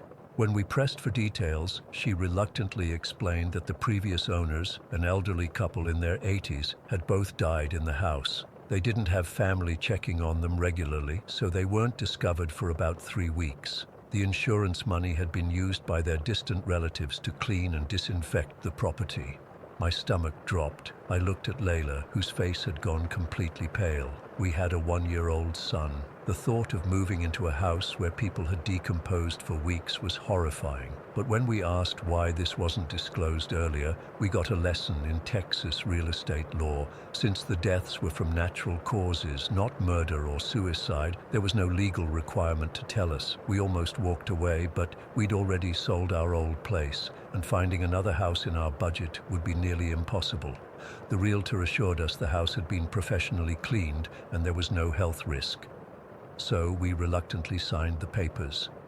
What choice did we have? Moving day came a few weeks later. I had to go to Cleveland for a business trip that couldn't be rescheduled, so Layla handled most of the move with help from her parents. That night she called me sounding off. "Something weird happened today," she said, her voice unnaturally calm. She told me that after the movers left, she was arranging some boxes in the living room when she felt suddenly compelled to say out loud, "This is my house now, you need to leave." She wasn't sure why she said it, but the moment the words left her mouth, the front door, which had been closed and locked, slowly swung open. I laughed it off. Old houses settle, babe. The latch probably wasn't fully engaged. But when I got back 3 days later and we spent our first night there together with Noah, things got weirder.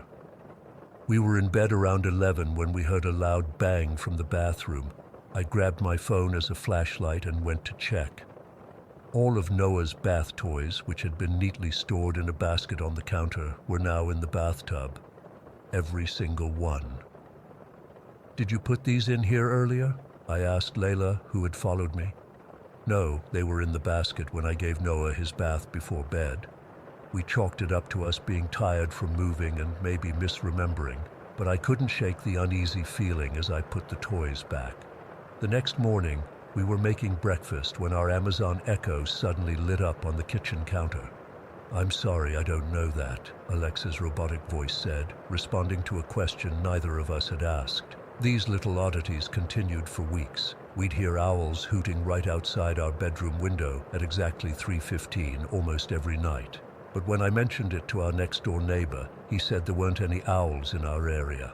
Our doorbell would ring, but when we checked the Ring camera, there was nobody there, not even a car passing by on the street.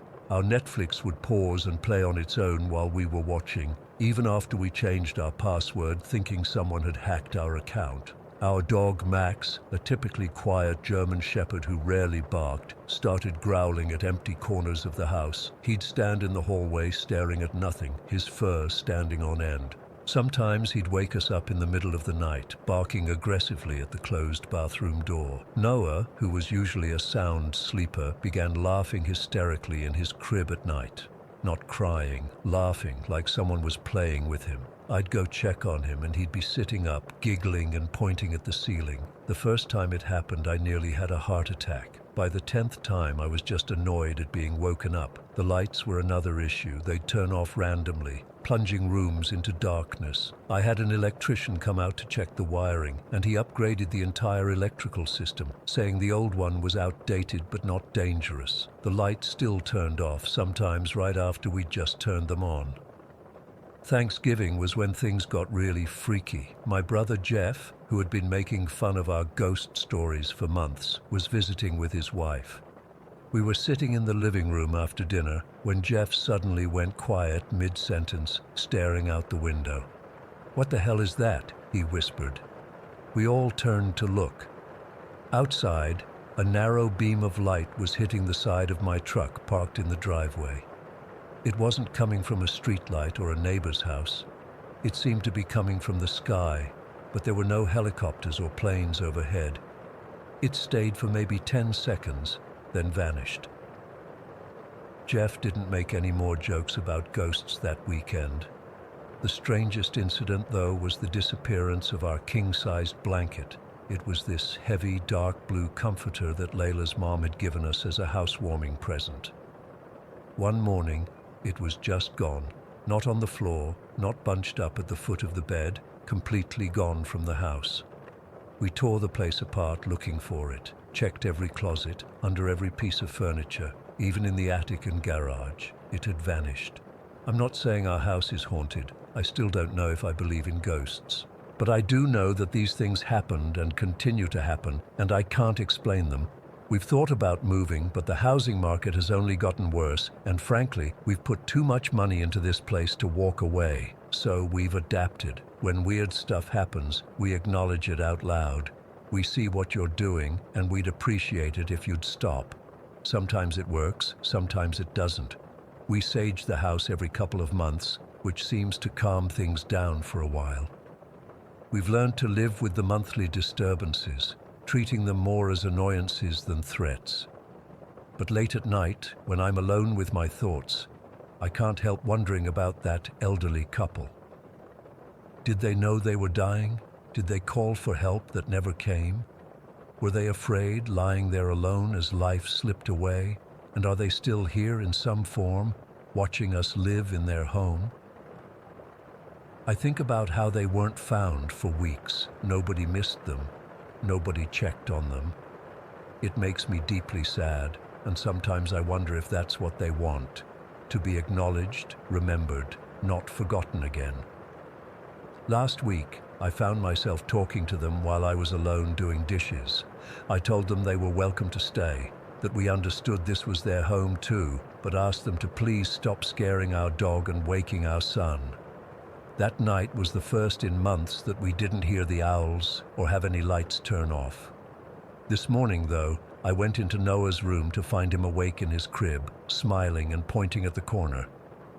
"Friend," he said clearly, one of the few words he knows. There was nothing there that I could see, but the room was ice cold despite it being summer in Texas. I don't know what to do anymore. We're not terrified, just coexisting with whatever or whoever is sharing our space. But sometimes, in the quietest moments, I catch myself wondering, when we die in this house someday, will we be stuck here too?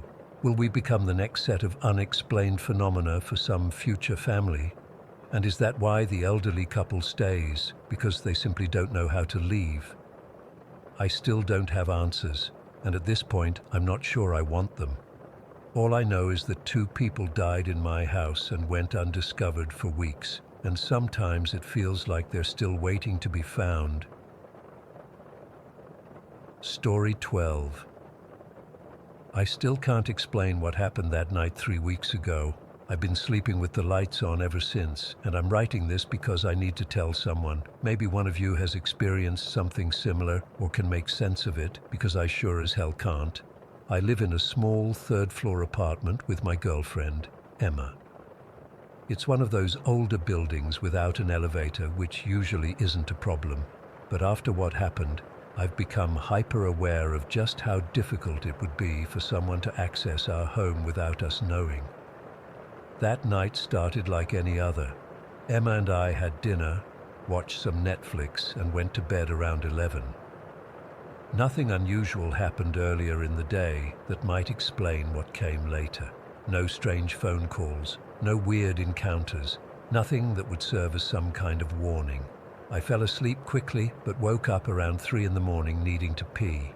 This is pretty normal for me. I drink a lot of water before bed, despite Emma always telling me I'll regret it when I have to get up in the middle of the night. Our apartment layout is simple. The bedroom connects to a short hallway, with the bathroom on one side and the combined living room/kitchen on the other. It's a small place, maybe 700 square feet total. You can pretty much see the entire apartment from any spot. After using the bathroom, I stumbled back toward the bedroom, half asleep and not bothering with the lights, since I knew the layout well enough to navigate in the dark. That's when I noticed something off. There was this faint silhouette visible against the dim light coming through our kitchen window. Someone was sitting at our small dining table. My first thought was that Emma had gotten up for some reason, maybe couldn't sleep or was getting a midnight snack. But even in that split second, I knew it wasn't her. The shape was all wrong, too tall, too broad. I froze, completely froze. My hand was still on the bathroom door handle, and I couldn't move, couldn't even breathe properly. You know that feeling when fear hits you so hard that your body just shuts down? That's what happened. The silhouette shifted slightly, and I heard the chair creak. Then a voice, deep, calm, unnervingly calm actually, spoke from the darkness. "It's not the time yet, but do not lose your faith in me." The voice wasn't loud, but in the dead silence of the night, it might as well have been a thunderclap. My heart was pounding so hard I could feel it in my throat. I've never experienced anything like it, pure distilled terror that rooted me to the spot. I finally managed to gather enough courage to flick on the hallway light, and that's when I saw him clearly, and Jesus Christ, I wish I hadn't. Sitting at my kitchen table was a man, if you could call him that, at least 7 feet tall. His head nearly touched our ceiling even while sitting. He wore what looked like a dark suit, but the details were hard to make out. His face was wrong somehow. I can't describe it properly. It wasn't deformed or monstrous, just not quite right, like someone had tried to create a human face but didn't understand what makes a face human. I managed to croak out, "Who are you? How did you get in here?" He raised one long, thin finger to his lips and said, "Shh, you might wake your girlfriend. She needs her rest." The casualness with which he mentioned Emma made my blood run cold, like he knew her, like he'd been watching us. I should have yelled. I should have run back to the bedroom, grabbed my gun from the nightstand, done something, anything, but I just stood there, paralyzed, as he picked up a glass of water from the table, a glass I hadn't noticed before, and drank from it slowly. "Thank you for the water," he said, placing the glass back down with a soft clink. "Your hospitality won't be forgotten." Then he stood up, and Jesus, he was tall. His head literally brushed against our 8-foot ceiling. He moved toward the window, his movements unnaturally fluid, almost like he was floating rather than walking. He placed something down on the table, turned back to look at me one last time, and then he was gone. Not like he climbed out the window or anything. He was just there 1 second and gone the next. No flash of light, no sound, nothing dramatic, just gone. I stood in that hallway for what felt like forever, afraid to move, afraid to even breathe too loudly. Eventually, though, I forced myself to approach the table. My legs felt like they were made of lead, each step requiring enormous effort. On the table, perfectly arranged in a neat row, were 5 9mm bullets. My bullets, the ones from my gun, the gun that was still locked in my bedside drawer where I always kept it. Next to the bullets was the water glass, now empty but still wet inside, with a faint fingerprint visible on the side that was definitely not mine or Emma's. Too long, too narrow. I checked the front door, locked and chained from the inside, exactly as we'd left it before going to bed. The windows all closed and locked. We live on the 3rd floor, and there's no fire escape outside our windows, no possible way anyone could have entered or exited. I checked on Emma. She was sound asleep, her breathing deep and regular, completely undisturbed. I went back to the kitchen and just stared at those bullets and that glass. I should have been freaking out, should have been calling the police or waking Emma, but instead, I felt this overwhelming wave of exhaustion hit me. Not normal tiredness, but a bone-deep, irresistible need to sleep. My eyelids felt like they had weights attached to them. I told myself I'd just sit down for a minute, gather my thoughts before deciding what to do. The next thing I knew, I was waking up back in bed, sunlight streaming through the windows. For a split second, I thought it had been a nightmare, just a terrifying, vivid, bad dream. Then I remembered the bullets, the glass. I practically jumped out of bed and ran to the kitchen. Emma was already up, making coffee, giving me a weird look as I burst in. "You okay?" she asked. "You look like you've seen a ghost." And there they were, the 5 bullets, still arranged in that perfect line on the table. The empty glass, now dry but still sitting exactly where he had left it. "Did you put these here?" I asked Emma, pointing to the bullets with a shaking hand. She looked confused. "No? What are those doing out? Aren't they supposed to be in your gun?" I checked my gun. 5 bullets missing from the magazine, the exact number on the table. I've been trying to make sense of it ever since. I haven't told Emma everything, just said I must have been sleepwalking and taken the bullets out myself. She didn't buy it, but she didn't push it either. I've checked our building's security cameras. Nothing. No 7-foot-tall stranger entering or leaving our building that night. I've looked up sleep disorders, hallucinations, carbon monoxide poisoning, anything that might explain what I saw. Nothing fits. The only thing I know for sure is that someone or something was in our apartment that night. Something that could enter a locked 3rd-floor apartment without leaving a trace. Something that knew about my gun, knew which bedroom was ours, knew Emma's name, and the most terrifying part, those words, "It's not the time yet," which means whatever it wanted, whatever it was, therefore, it's coming back. I haven't slept properly since. Every noise makes me jump. I keep the lights on at night and check the locks obsessively. I've even started sleeping with my gun under my pillow, though what good it would do against something that can apparently remove the bullets without me knowing. I don't know. I keep thinking about what he said. "Do not lose your faith in me." What does that mean? Faith in what? Who is he? Why me? I don't know if I'll ever get answers. All I know is that I'm terrified of going to sleep every night, terrified of waking up and finding him sitting at my table again, or worse, not waking up at all. Has anyone else experienced anything like this? I feel like I'm losing my mind here. Something impossible happened in my apartment 3 weeks ago, and I have no explanation for it. Those bullets are still in my dresser drawer. I can't bring myself to put them back in the gun, but I can't throw them away either. They're the only proof I have that what happened was real. Whatever, whoever that was, I know in my gut it wasn't human. No human can appear and disappear like that. No human can make me fall asleep with what felt like just a thought, and no human should be able to make me feel this level of dread with just a few words. It's not the time yet. Those words echo in my head constantly. Not the time for what, and when will the time come? I don't want to find out. Story 13. I still can't sleep well after what happened that night. It's been 3 months, and I find myself jolting awake at the slightest sound.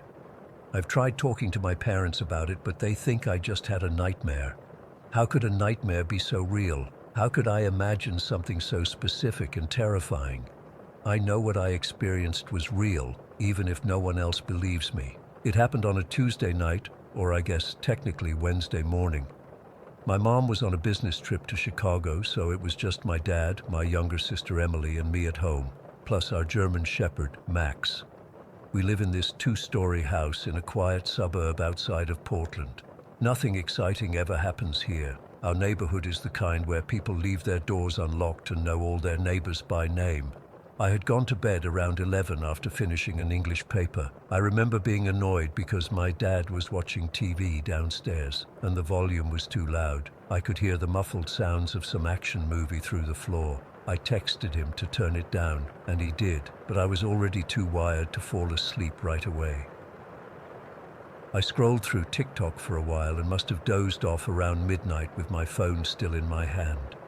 I remember having this weird dream about being late for school, that typical anxiety dream where you can't find your classroom.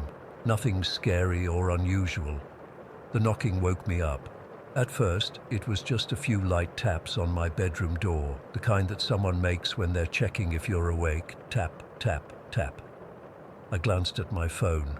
It was 3:58 in the morning. I figured it was my dad. Maybe he couldn't sleep and wanted to check on me or needed help with something. The tapping continued, a bit more insistent. "Dad?" I called out, my voice thick with sleep. "What's up?" No answer. Just more knocking, slightly louder now. "Dad, I'm trying to sleep. What do you want?" I said, feeling irritated. I sat up in bed, rubbing my eyes. The knocking stopped for maybe 5 seconds. Then it started again, but different, not gentle anymore. Hard, demanding, like someone was hitting the door with the side of their fist. Bang, bang, bang. My heart started racing. "Dad?" I called out again, louder this time. "Is everything okay?" No response. Just more banging, getting faster and harder. I started to feel scared. Why wouldn't he answer? Max, who had been sleeping at the foot of my bed, lifted his head and started growling, his ears perked up. That's when I really got freaked out. If it was my dad at the door, Max wouldn't be growling. Then I heard it, the unmistakable sound of my dad's snoring coming from down the hall. I could hear it even over the banging on my door. It was that same chainsaw snore that my mom always complains about, the one that sometimes wakes me up at night. If my dad was in his bedroom snoring, who was banging on my door, my whole body went cold. I sat frozen in bed, staring at the door as the pounding continued. Max jumped off the bed and backed away from the door, still growling, but also whining now, a sound I'd never heard him make before. Then things got so much worse, almost like it was choreographed at exactly 4 o'clock according to my phone. Banging started on every door in the house. I could hear something, pounding on my sister's bedroom door across the hall. I could hear banging on my dad's door too, and downstairs, loud, violent pounding on our front door, on the sliding glass door that leads to the backyard, on the windows in the living room, all at the same time, all in perfect rhythm. Bang, bang, bang, bang. It was like the house was surrounded, like dozens of fists were hammering on every entrance. The noise was deafening, overwhelming, and the precision of it, every bang happening at exactly the same moment, made it feel impossible, unnatural. Max stopped growling and ran to me, jumping back on the bed and pressing himself against me, trembling. This is a dog who once chased off 2 coyotes from our yard, who barks if a leaf blows across our driveway, and he was terrified trying to hide behind me. I wanted to scream for my dad, but my voice wouldn't work. I wanted to get up and lock my door, but I couldn't move. I sat there in the dark, clutching my phone in one hand and Max's collar in the other as the banging continued. 1 minute. That's how long it lasted. 1 minute exactly. I know because I was staring at the time on my phone the entire time, watching the seconds tick by, praying for it to stop. The longest minute of my life. And then at 4:01, it stopped. All at once. Complete silence. The silence was almost as terrifying as the noise had been. I sat there, not breathing, waiting for it to start again. Max was still shaking, pressed up against me so hard I could feel his heart racing. After what felt like forever but was probably only a couple of minutes, I managed to get up the courage to move. I turned on my bedside lamp with shaking hands. Max whined again but stayed close to me. I listened for any sound from my dad or sister's rooms. Nothing. Just my dad snoring, continuing as if nothing had happened. How could he sleep through that? How could anyone? I grabbed my baseball bat from the corner of my room. I don't even play baseball anymore, but I'd kept it from when I was younger, and crept to my bedroom door. I pressed my ear against it. Nothing. It took all my courage, but I slowly turned the knob and pulled the door open a crack, ready to slam it shut at the first sign of whatever was out there. The hallway was empty and dark, just as it always was. Max refused to leave my side as I tiptoed down the hall to my sister's room. I pushed her door open slowly. She was there, 8 years old and completely oblivious, sleeping with her stuffed elephant clutched to her chest. I checked on my dad next. Same thing, sprawled on his back, snoring away. How had they slept through that noise? It had been like a construction site, like someone was trying to break down every door and window in our house. I went downstairs, Max sticking to my heels like glue, my bat raised and ready. Nothing was out of place. The front door was still locked, deadbolt and chain secure. The sliding glass door to the backyard was locked too.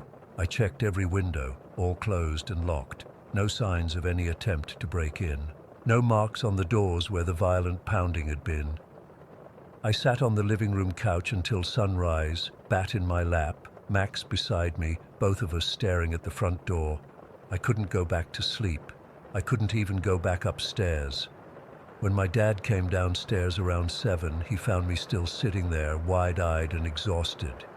He asked what was wrong, and when I told him, he looked at me like I was crazy. He said he'd slept through the night, hadn't heard a thing, said I must have had a nightmare. But it wasn't a nightmare. Max was still acting strange, staying closer to me than usual, jumping at small noises.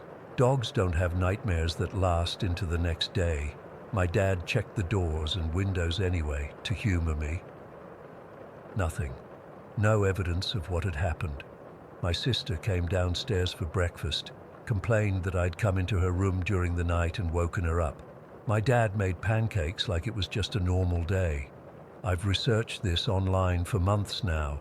I've looked up every possible explanation, from auditory hallucinations to CO poisoning to supernatural phenomena. Nothing fits exactly.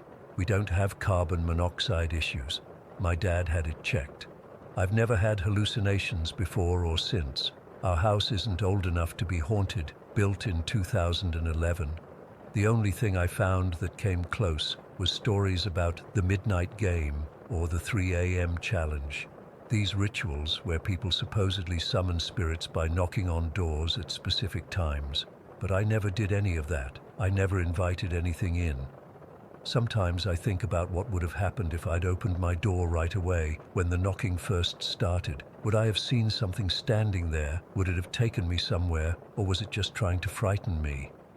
I sleep with my bedroom door locked now. I've put a doorstop under it too, just in case.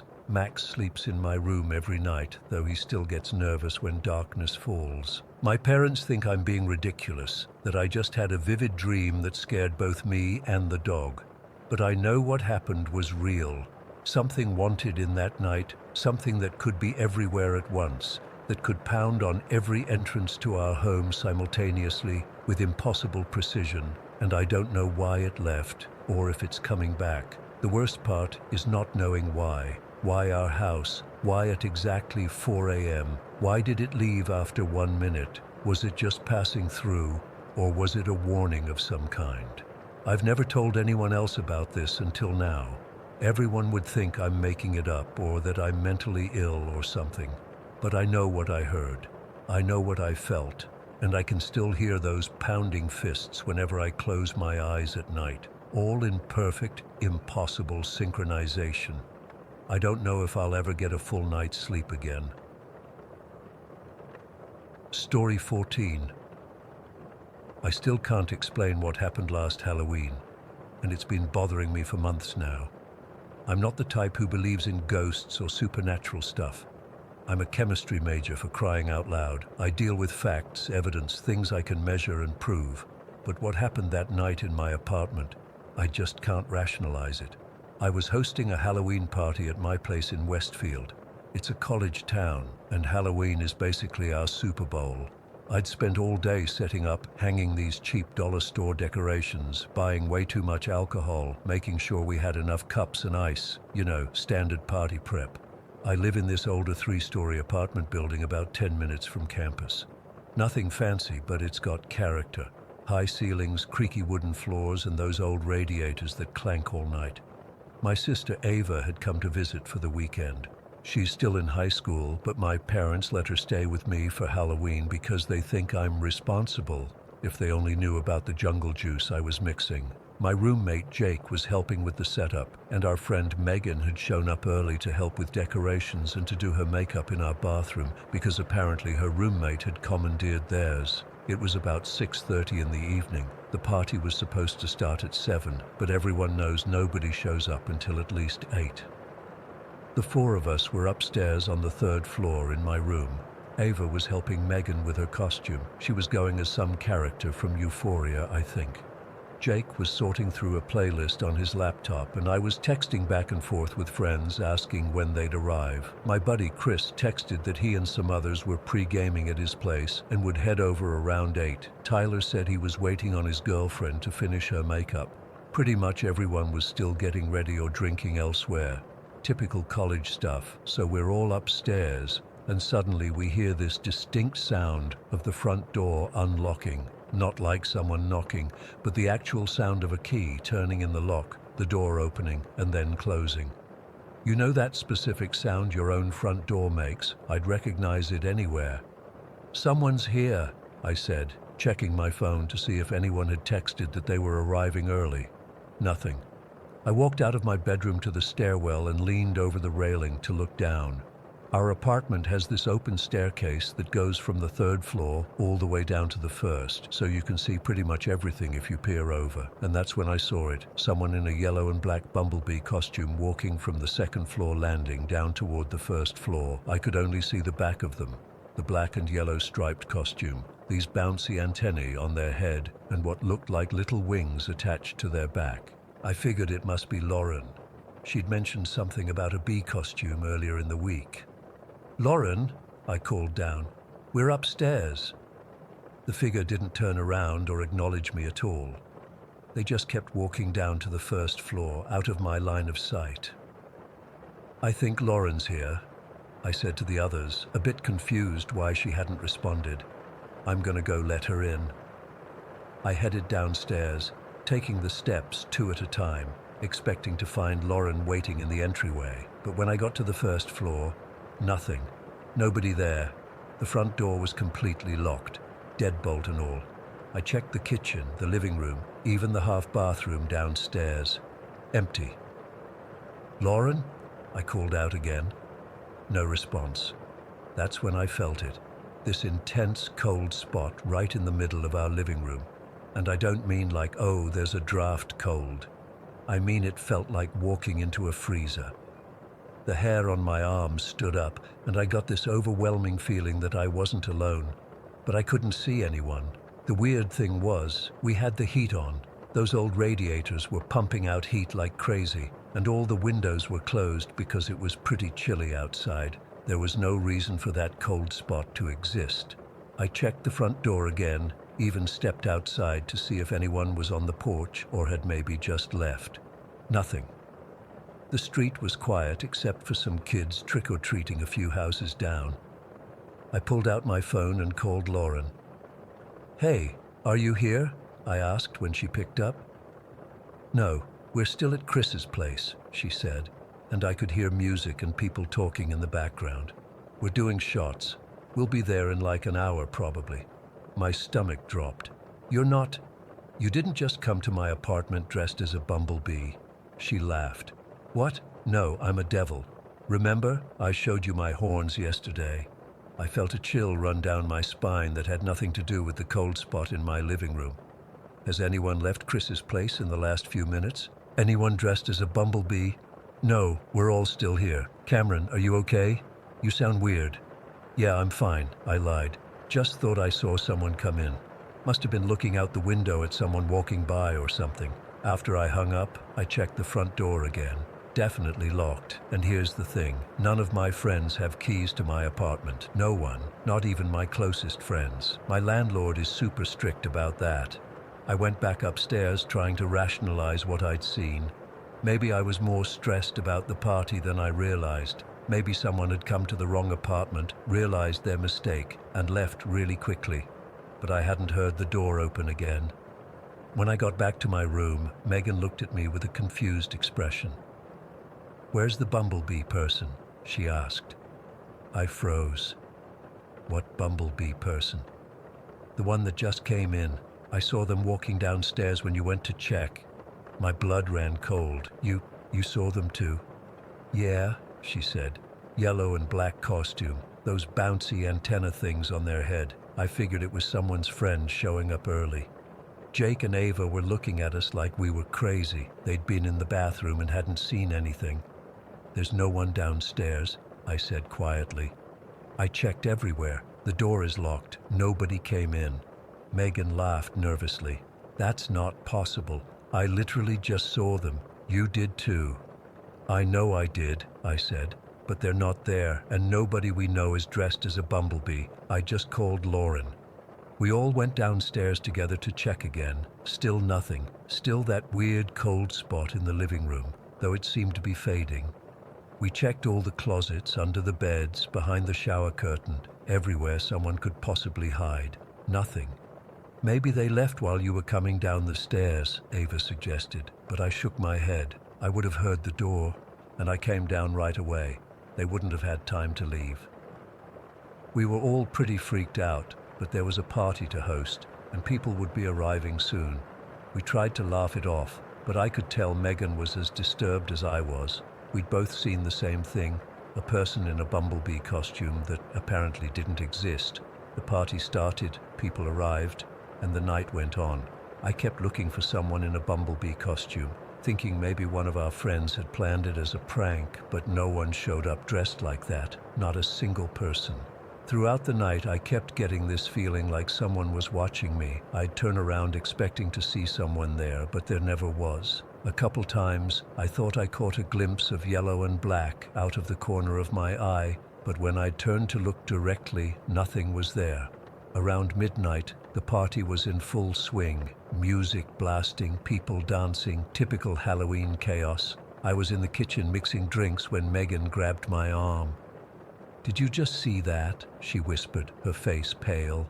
"See what?" I asked, but I already knew. "The bee, at the top of the stairs, just standing there watching." I looked up at the third-floor landing, but there was nothing there. Just drunk college kids in costumes laughing and talking. "I'm not crazy," she insisted. It was there for a second, then it was gone. I believed her because I'd been seeing the same thing all night. Brief flashes of yellow and black that disappeared when I tried to focus on them. The party continued, but Megan and I were both on edge. We didn't tell anyone else what we were seeing. What would we even say? "Hey, there's a ghost bumblebee haunting my apartment." We'd sound insane. As the night went on, strange things kept happening. The temperature would suddenly drop in random spots around the apartment. Objects would move slightly. A cup would be on the coffee table, and then suddenly it would be on the floor, even though no one was near it. The music on Jake's playlist skipped a few times, jumping to completely different songs without anyone touching the laptop. Most people were too drunk to notice, or they chalked it up to typical party chaos. But I knew something wasn't right. Megan knew it too. Around 2 in the morning, people started leaving. By 3, it was just me, Ava, Jake, Megan, and a couple of stragglers who were too drunk to make it home. Megan decided to crash on our couch instead of walking back to her dorm alone. I was cleaning up in the kitchen when the lights flickered. Once, twice, then off completely for about 5 seconds before coming back on. When they did, I swear I saw it, the bumblebee figure standing at the bottom of the stairs facing me, just for a split second, and then gone. I dropped the trash bag I was holding and ran to the spot, but there was nothing there. Just that cold feeling again, so intense it made my teeth chatter. I slept with my bedroom light on that night. Childish maybe, but I couldn't shake the feeling that something was in our apartment, something that didn't belong. The next morning, as people were leaving, Tyler asked me a question that still gives me chills. "Hey, who was the person in the bee costume? They were standing outside your bedroom all night. Kind of creepy." I never told him what Megan and I had seen. I just mumbled something about not knowing who everyone was at the party and changed the subject. It's been months now, and I still don't have an explanation. Megan and I have talked about it a few times, but we always end up at the same place. We both saw something that shouldn't have been possible, something that wasn't really there, but somehow was. I've tried researching the history of my apartment building, looking for any stories about deaths or accidents, anything that might explain what we saw. Nothing stands out.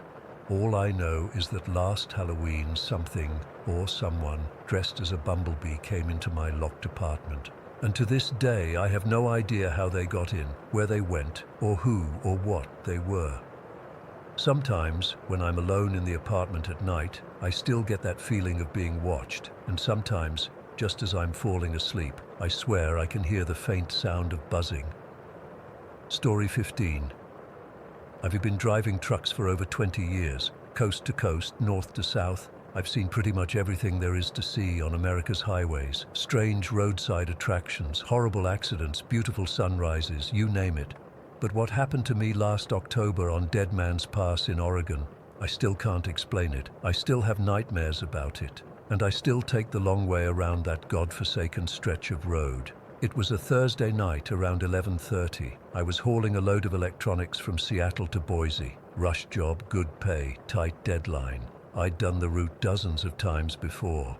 Dead Man's Pass on Interstate 84 is treacherous even in good conditions with its steep grades and sharp turns, but that night the weather was clear and I was making good time. I had my thermos of coffee beside me, radio playing some classic rock station that was starting to break up as I climbed higher into the mountains. My dispatcher had called earlier warning about potential icy patches, but the road seemed fine. Honestly, I was more concerned about staying awake than anything else. 20 years of night driving, and I still struggle with that 3 a.m. drowsiness. The traffic was practically non-existent, just me and my 18-wheeler and the occasional pair of headlights going the opposite direction. I remember checking my GPS, calculating I'd make Boise by 5 in the morning if I kept my pace. Perfect timing for the delivery window. That's when I first saw him. My headlights swept across this figure standing on the shoulder. A man, just standing there. Middle of nowhere, middle of the night, not moving a muscle, not thumbing for a ride, not walking, just standing perfectly still facing the road. He was wearing what looked like an old flannel jacket and a baseball cap, the kind of outfit you'd see on any trucker at any stop across the country. I didn't slow down. In this business, you learn quick not to pick up hitchhikers, especially ones that give off weird vibes like this guy. But I did check my mirrors after I passed him. Force of habit, I guess. And that's when I got my first real chill of the night. He was gone, completely gone. There was nowhere he could have gone. Steep embankment on one side, rock wall on the other. No other vehicles had passed. 1 second he was there, the next, nothing. I blinked hard, rubbed my eyes. Maybe I was more tired than I thought. Maybe I imagined the whole thing. I cranked up the radio, took a swig of coffee and tried to shake it off. About 2 miles later, after rounding a bend in the road, my blood went cold. There he was again. Same guy, same clothes, standing closer to the center line this time. Same motionless posture, just staring ahead. This was impossible. No way could he have gotten ahead of me. I was doing 65 miles per hour, and there's no shortcut through those mountains. Unless there were two identical men out there, something was very wrong. I tightened my grip on the wheel and sped up, blowing past him. I didn't look in my mirrors this time, didn't want to. My heart was pounding so hard I could feel it in my throat. The CB radio suddenly crackled to life, making me jump. I'd had it on, but silent most of the night. Not many truckers use them anymore. Everyone's on their phones, but now there was a voice coming through, gravelly and low. "Pull over, driver." That was it. Just those 3 words. I didn't recognize the voice, didn't respond either. I said, "Pull over." I reached over and turned the volume down. My hands were shaking. The static from the CB seemed to get louder, even though I'd lowered it, filling the cab with white noise. Then it went silent again. The road ahead curved sharply, and as I came around the bend, I had to slam on my brakes. There he was, a 3rd time, standing directly in the middle of my lane. My truck skidded slightly, tires fighting for grip. I managed to stop about 20 feet from him. He hadn't moved, hadn't flinched, even with 70,000 pounds of steel barreling toward him. For the first time, I got a clear look at his face in my headlights. It wasn't human.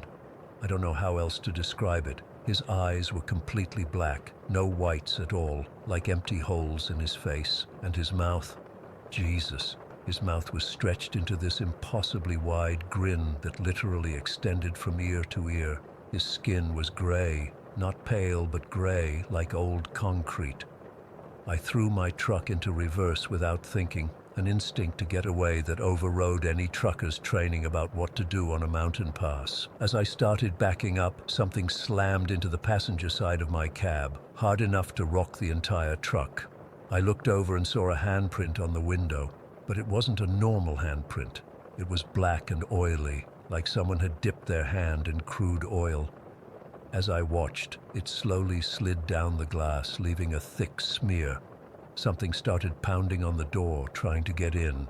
The whole truck was shaking with the force of it. I couldn't see what was doing it. My headlights still illuminated the figure standing in the road ahead of me, motionless as ever, but something was trying to get inside my cab. I slammed the truck into drive and floored it. I aimed right for the figure in the road. I don't care how crazy that sounds. At that moment, I was convinced it was either him or me, but as I got close, he simply vanished, like smoke. 1 second there, the next gone. I didn't slow down. I drove that mountain pass faster than I ever had before, taking curves at speeds that could have sent me over the edge if I'd hit a patch of ice or misjudged a turn. The whole time, the CB was going crazy. Bursts of static, snippets of that same gravelly voice, words I couldn't make out. The temperature in the cab dropped so low I could see my breath, even though I had the heat cranked all the way up. I didn't stop until I reached the truck stop at the base of the mountain, a good 40 miles away. I pulled in, parked, and just sat there, trying to process what had happened. My hands wouldn't stop shaking. I kept looking at the passenger window, but the handprint was gone. No trace of it. I finally worked up the courage to get out. My legs felt like jelly as I walked into the truck stop. There were a few drivers inside, sitting at the counter drinking coffee. I must have looked like hell because one of them, an older guy with a white beard, asked if I was all right. I sat down next to him and ordered coffee, black, strongest they had. When the waitress walked away, I asked him if he'd ever heard of anything strange happening on Dead Man's Pass. The old driver studied me for a moment, then nodded slowly. "You saw him, didn't you? The hitchhiker?" I didn't have to answer. He saw it in my face. "There was a driver back in the 80s, he said, keeping his voice low. "Got caught in a blizzard up on that pass. His truck broke down and he tried to walk to find help. They found him 3 days later, frozen solid about a mile from the nearest call box. Story goes he still hitchhikes that stretch of road, looking for a ride he never got." But he wasn't hitchhiking, I said. He was just standing there. The old driver shrugged. Different people see him different ways. Some say he waves them down like he needs help. Others say he just appears in their cab. One thing's for sure, the ones who pick him up never make it off that mountain. What does he want? I asked, though I wasn't sure I wanted to know the answer. Company, the old man said simply. He died alone up there. Now he's looking for souls to join him. I spent the rest of the night at that truck stop. Couldn't bring myself to get back on the road until daylight. When I finally did, I found another route to Boise. Took me 3 hours longer and I missed my delivery window, but I didn't care. When I got home after that trip, I checked my truck thoroughly. No handprints, no evidence of what had happened, but there was something else. My passenger side mirror was cracked, with what looked like pressure marks around the edges, like someone had gripped it with inhuman strength. And behind the seat, I found an old, faded baseball cap that wasn't mine. It was covered in a fine white powder that looked like frost, even though the temperature in my cab was over 80 degrees. I quit that company a week later, found work with an outfit that doesn't run routes through Oregon. It's been almost a year now, and I've never told anyone this story except my wife, who thinks I had some kind of hallucination from driving too long without sleep. Maybe she's right. God knows I want her to be right, but I still have dreams about those black eyes and that stretched, inhuman smile. Sometimes my CB will pick up static for no reason, and I'll think I hear that gravelly voice calling for me to pull over. I'm sure as hell never driving Dead Man's Pass again. And if you're smart, you won't either. Especially not at night. Especially not alone. And if you do see someone standing on the side of the road up there, whatever you do, don't look in your mirror after you pass them. Don't look back at all. Just keep driving as fast as you can and pray that you make it down the mountain. Because I'm convinced that if I had stopped that night, if I had pulled over like the voice on the CB demanded, I wouldn't be here to warn you now. Story 16. I never believed in paranormal stuff. Sure, my grandma had those stories about seeing her dead husband standing at the foot of her bed, and my mom swore our old house had energies, but I always chalked it up to overactive imaginations or just straight-up attention-seeking. That was until 2 months ago, when something started happening to me that I still can't explain. I'm 28, living in Oak Ridge, Michigan, in this supernormal suburban house I've been renting for almost 2 years. Nothing special about it. 3 bedrooms, I use one as an office. 2 baths, the kind of cookie-cutter place you'd drive past without noticing. Never had a single weird thing happen here until recently. It started on a Tuesday night in September. I remember because I had a big presentation the next day and stayed up late tweaking slides. I finally crashed around 1 in the morning, totally exhausted. I don't know how long I was asleep when it happened, but I woke up suddenly, flat on my stomach, which is weird because I always fall asleep on my side. The first thing I noticed was this intense static feeling in my head. Not like TV static, but like my brain was buzzing with electricity. My ears were ringing so loudly I thought maybe my phone was going off or something. But the worst part, I couldn't move. At all. I was trying to lift my head, move my arms, anything, but it was like my body wasn't mine anymore. I was just frozen. That's when I felt it. Someone was watching me. I know how that sounds, but it wasn't like when you're home alone and get spooked. This was a certainty, a presence. Something was in my room staring at me, and I couldn't even turn my head to see what it was. The feeling was so intense that I started mentally screaming, trying to force my body to respond. After maybe 30 seconds, though it felt like hours, the paralysis broke. I jerked upright, heart pounding so hard I could feel it in my throat, and flipped on the light. Nothing. No one. The room was exactly as I'd left it. My door was still closed, windows locked. I checked the whole house. Nothing out of place, no signs of a break-in. I convinced myself it was sleep paralysis. I'd read about it before, and the symptoms matched. The inability to move, feeling a presence, the panic. I even Googled it the next morning just to reassure myself. classic sleep paralysis, probably brought on by stress and an irregular sleep schedule. Made perfect sense, except it happened again 3 nights later. This time I wasn't fully paralyzed. I woke up around 3 in the morning with that same feeling of being watched. I was lying on my back, and as I was about to sit up, I felt my mattress sink down by my legs. Not a little dip, a significant depression, like someone sitting down on the edge of my bed. I froze. My heart instantly went into overdrive. The weight on the mattress was unmistakable. Someone, something, was sitting right there. I could even see the slight depression in the blanket. I managed to reach for the lamp by my bed and flicked it on. Nothing. The weight was gone the instant light filled the room. The mattress was flat, but I'd felt it. I know I felt it. I didn't sleep for the rest of that night. Sat up with all the lights on, watching dumb videos on my phone until sunrise, trying to convince myself I was just half dreaming. But I wasn't. I was awake. I felt something sit on my fucking bed. After that night, I started sleeping with my TV on. The light and noise seemed to help for about a week. Nothing happened, and I started to think maybe it was just my imagination after all. Stress can do weird things to your mind, right? I even joked about it with a friend at work, though I didn't tell him how terrified I'd actually been. Then came the tapping. It was a Sunday night. I had my headphones in, half asleep while some documentary played on my laptop. I was lying on my side, facing the wall, with my back to the rest of the room. I remember feeling super comfortable, finally drifting off after days of sleeping like crap. Then I felt 3 distinct taps on my upper back. Not light touches, firm, deliberate taps, like someone was trying to get my attention. I could feel the shape of a finger, the pressure of a knuckle. I ripped my headphones out and spun around so fast I nearly fell off the bed. There was nobody there.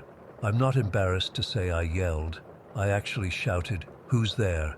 into my empty bedroom like some character in a bad horror movie. But this wasn't a movie. This was happening. Something had touched me. I turned on every light in the house, checked every closet, under every bed, behind every door. I even went outside with a flashlight to make sure no one was lurking around my windows. Nothing. Not a single thing out of place. I called my mom that night, something I rarely do at odd hours. I didn't tell her everything, just said I heard some strange noises and was spooked. She immediately launched into a story about how our old house had been active and asked if I was experiencing anything similar. I shut that down fast. The last thing I needed was her supernatural theories making this worse. The next day, I bought a security camera, one of those small ones that connect to your phone. I set it up on my dresser, positioned to record my entire bed. I felt ridiculous doing it, but I needed to know what was happening while I slept. If I was sleepwalking, having seizures, or if, and I couldn't believe I was even considering this, something else was in my room. The first 2 nights, nothing happened. Just recordings of me sleeping normally, occasionally rolling over or adjusting my pillow. The 3rd night I woke up with that static feeling again, but milder. I checked the footage in the morning. Nothing unusual, just me sleeping restlessly. Then, last week, it escalated. I went to bed around midnight, tired from a long day at work. I remember checking my phone one last time, setting my alarm, then rolling over to sleep. I woke up at exactly 3:17 according to my clock, with that intense static feeling in my head again. But this time, it was accompanied by a pressure on my chest. Not like someone sitting on me, but like a hand pressing down. Not hard enough to hurt, but firm, deliberate. I couldn't move again, completely paralyzed, but my eyes were open, and what I saw still makes my skin crawl when I think about it. There was a shadow by my bed that didn't match anything in my room. It was darker than the darkness around it, almost like a void in the shape of a person. Not clearly defined, but definitely there. Definitely not just a trick of light or my imagination. The pressure on my chest increased, and I tried to scream but couldn't make a sound. Then, as suddenly as it started, it stopped. The shadow seemed to recede, the pressure vanished, and I could move again. I scrambled for the light switch, but by the time I got it on, whatever I'd seen was gone. I immediately checked the security camera footage. My hands were shaking so badly I could barely operate my phone. What I saw made no sense. The footage showed me sleeping peacefully until 3:17, exactly when I woke up. Then the video became distorted, not like someone had tampered with it, but like there was some kind of interference. The image became grainy, with strange bands of static running across the screen. This lasted for exactly 47 seconds, then cleared up, and there I was, sitting bolt upright in bed, reaching for the light. What the hell could cause a security camera to malfunction exactly when I was experiencing something? It couldn't be a coincidence. I didn't sleep in my bedroom after that. I've been camping out on my living room couch with all the lights on. I told my boss I had a plumbing issue and worked from home for 3 days because I was too exhausted and freaked out to function normally. Yesterday, I finally worked up the courage to talk to my next-door neighbor, an older guy who's lived in the neighborhood for decades. I casually asked if he knew anything about my house's history. He looked at me strangely and asked why I wanted to know. When I mentioned having trouble sleeping, he nodded like that explained everything. The young couple who lived there before you moved out, suddenly, he said. Never said why, but they looked terrified the day they left. Practically threw their stuff into a moving van. Why hadn't I asked these questions before signing the lease? Why hadn't the landlord mentioned anything? But what would they have said? Oh, by the way, previous tenants fled in terror. No landlord would volunteer that information. Last night I decided to face whatever this is. I set up 3 cameras in different parts of my bedroom, turned on a small lamp instead of sleeping in complete darkness, and forced myself to go to bed in my room. I must have eventually fallen asleep because I woke up to those 3 taps again. Same spot on my upper back, same deliberate pressure. But this time, when I turned around, the lamp was off. I hadn't turned it off. I specifically left it on. That's when I heard it. A soft shuffling sound, like bare feet on carpet, moving away from the bed toward my closet. I couldn't see anything in the darkness, but I could hear movement. I've never hit a light switch so fast in my life. The room flooded with light and again, nothing visible. My closet door was open about an inch, though I'm almost certain I'd closed it before bed. I grabbed my phone with trembling hands and checked the camera feeds. All 3 cameras showed the same thing. At exactly 3:14 a.m., they all went dead. Not static this time, completely dead, as if the batteries had been removed. They all came back online at 3:21, right after I turned on the light. 7 missing minutes. I don't know what to do anymore. I'm writing this from a hotel room 15 miles from my house. I can't go back there tonight. Maybe not ever. I'm not religious, but I've been Googling priests and paranormal investigators all day. I feel ridiculous even thinking about calling one, but what other option do I have? The rational part of my brain is still searching for explanations. Carbon monoxide, sleep disorders, stress-induced hallucinations. But none of that explains the cameras. None of that explains the feeling of fingers tapping on my back. I keep thinking about what happens if I ignore this. If I try to tough it out, will it escalate again? What comes after tapping, after the pressure on my chest? I don't want to find out. But I also can't just abandon my home and everything in it. I'm trapped between disbelief and terror, between needing proof and being afraid of getting it. The worst part? I can still feel those 3 taps on my back, even now, miles away from my house, like whatever it is followed me here. Story 17. I've never told this story outside my closest circle. Even typing it now makes my hands shake a little. I keep telling myself that sharing it might help me process what happened that night in the Mogollon Rim, but honestly, I'm not sure anything will ever make it make sense. This happened 3 years ago when I went camping with my boyfriend Jake, my best friend Fiona, and Jake's cousin Michael. We were celebrating Jake's 26th birthday, and he'd chosen this spot near Payson, Arizona, because he'd been going there since he was a kid. It was beautiful. Tall ponderosa pines, incredible views from the rim, and that feeling of being completely disconnected from the world. I'd been there once before and loved it, so I was excited to go back. We arrived around 1 in the afternoon on a Friday in October. The weather was perfect, crisp but not freezing, with clear blue skies. We set up our large L-shaped tent. It was basically 2 tents connected, giving each couple their own room with a shared entrance area. Jake and Michael got a fire going while Fiona and I arranged our sleeping bags and unpacked food. The day was completely normal. We hiked a few miles to a lookout point, took photos, drank beers, and came back to grill hot dogs and burgers for dinner. Jake opened his birthday gifts as the sun started to set. I remember exactly when the mood changed. It was right when the last bit of sunlight disappeared behind the rim. I was sitting beside the fire and suddenly felt like I was being watched. You know that feeling? When the hairs on your neck stand up and you just know someone's eyes are on you? I tried to brush it off as just the normal creepiness of being in the woods at night. But when I looked across the fire at Fiona, I could tell she felt it too. "You guys hear that?" Michael asked, looking toward the trees behind our tent. We all froze, listening. There was nothing but the crackling fire and the wind rustling through the pines. "Probably just a deer," Jake said, but I noticed he was scanning the tree line too.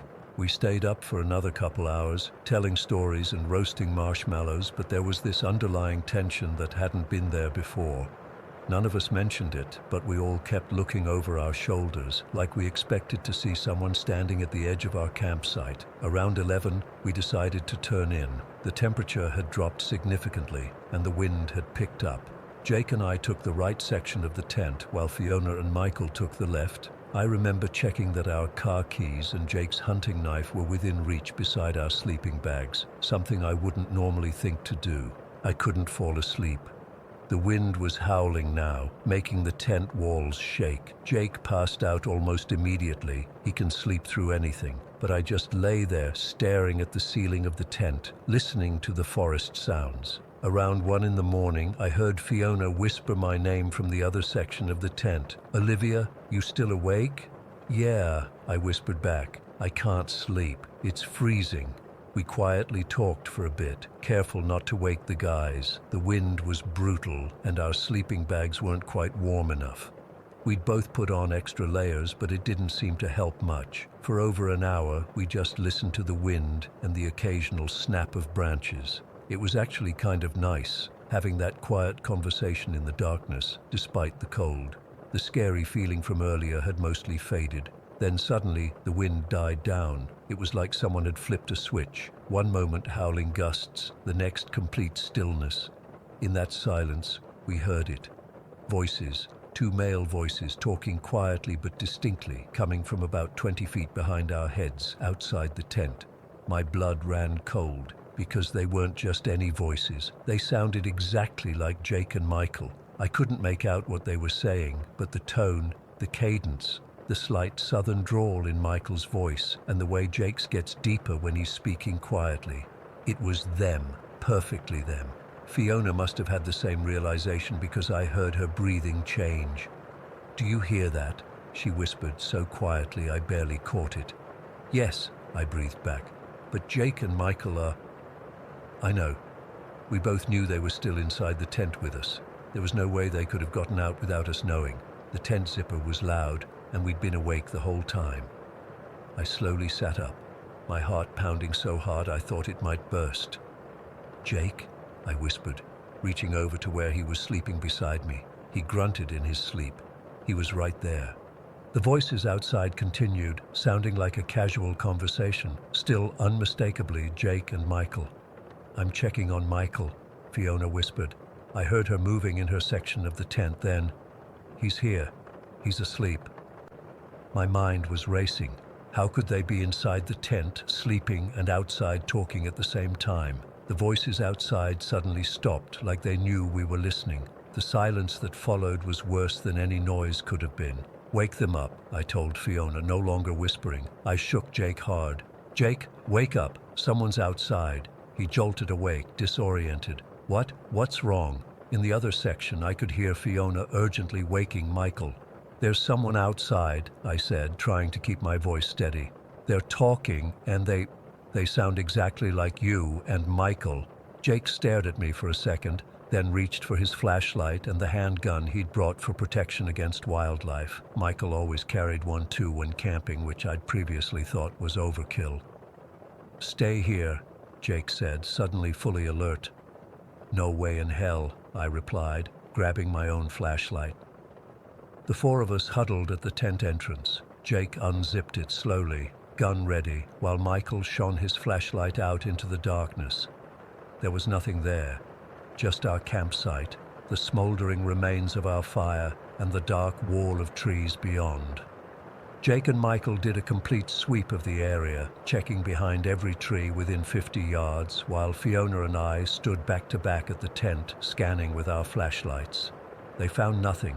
No footprints, no disturbed branches, no signs anyone had been there at all. We ended up sitting in the tent with flashlights on for the rest of the night. None of us slept. We kept the guns close and jumped at every sound, but the voices never came back, and eventually dawn broke. In the harsh light of morning, we tried to rationalize what had happened. Could it have been other campers, Michael suggested, but we all knew there was no one else camping within miles of us. We'd specifically chosen this spot for its isolation. Maybe it was the wind playing tricks, Jake offered, but again, we all knew what we'd heard. The wind doesn't make voices that sound exactly like specific people, complete with their unique speech patterns. It was Fiona who finally said what we were all thinking. "My grandmother used to tell me stories about skinwalkers," she said quietly as we packed up camp. "Navajo legends about creatures that can take the form or voice of anyone they want." "Or mimics," Michael added, looking uncomfortable. "My dad talked about them when we'd go hunting. Things in the forest that can sound like whatever they want to lure you out." "But why would they use Jake and Michael's voices when they were already in the tent with us?" I asked. "That doesn't make sense. Wouldn't they mimic our voices to lure the guys out, or vice versa?" No one had an answer for that, and that's the part that still haunts me most. What was the purpose? Was it just to frighten us? Was it some kind of test to see if we'd fall for it? Or was there some other plan that got interrupted when we woke the guys up? We left that morning, cutting our trip short by a day. The drive back was mostly silent. I think we were all lost in our own thoughts, trying to make sense of what had happened. I've done research since then, read everything I could find about skinwalkers, mimics, and other phenomena. Nothing quite matches our experience. Most stories involve these entities trying to lure people away from safety, but whatever was outside our tent that night wasn't calling to us or asking us to come out. They were just talking like they were having a normal conversation, using voices they shouldn't have been able to duplicate. Jake and I broke up about 6 months later, not because of what happened, at least not directly, but I think that night changed something between us. It's hard to go back to normal after experiencing something that shatters your understanding of reality. Fiona and Michael are still together, surprisingly. They never camp anymore, though. None of us do. I still lie awake some nights, especially when the wind dies down suddenly, and I find myself holding my breath, listening for voices that shouldn't be there. I've moved to a different state since then, but some fears follow you no matter where you go. I don't know what was out there in the forest that night. I don't know what it wanted or why it chose to sound like the people we trusted most. All I know is that something was watching us, something intelligent enough to perfectly mimic specific human voices, and patient enough to wait until the perfect moment to let us know it was there. And sometimes, that's the most terrifying thought of all. Not that something wanted to harm us, but that it simply wanted us to know it was there, watching, listening, learning. What was it planning to do with that knowledge? I guess I should be grateful we didn't find out. Yeah. Story 18. I've never really told anyone about this except my sister, and even then, I downplayed how terrifying it actually was. It happened when I was 10 years old, and to this day, I still get goosebumps thinking about it. My grandma was visiting that weekend. Our apartment wasn't big, just 2 bedrooms, so my sister and I had to sleep in the living room whenever we had overnight guests. Mom had set up these makeshift beds for us using couch cushions, blankets, and spare pillows. My sister's bed was across from mine, maybe 5 or 6 feet away. That night started like any other. My parents and grandma went to bed around 10, and my sister fell asleep almost immediately after. I remember being jealous of that. She could always fall asleep in seconds while I'd lie awake for what felt like hours. I was staring at the ceiling, counting the little bumps in the popcorn texture, trying to bore myself to sleep.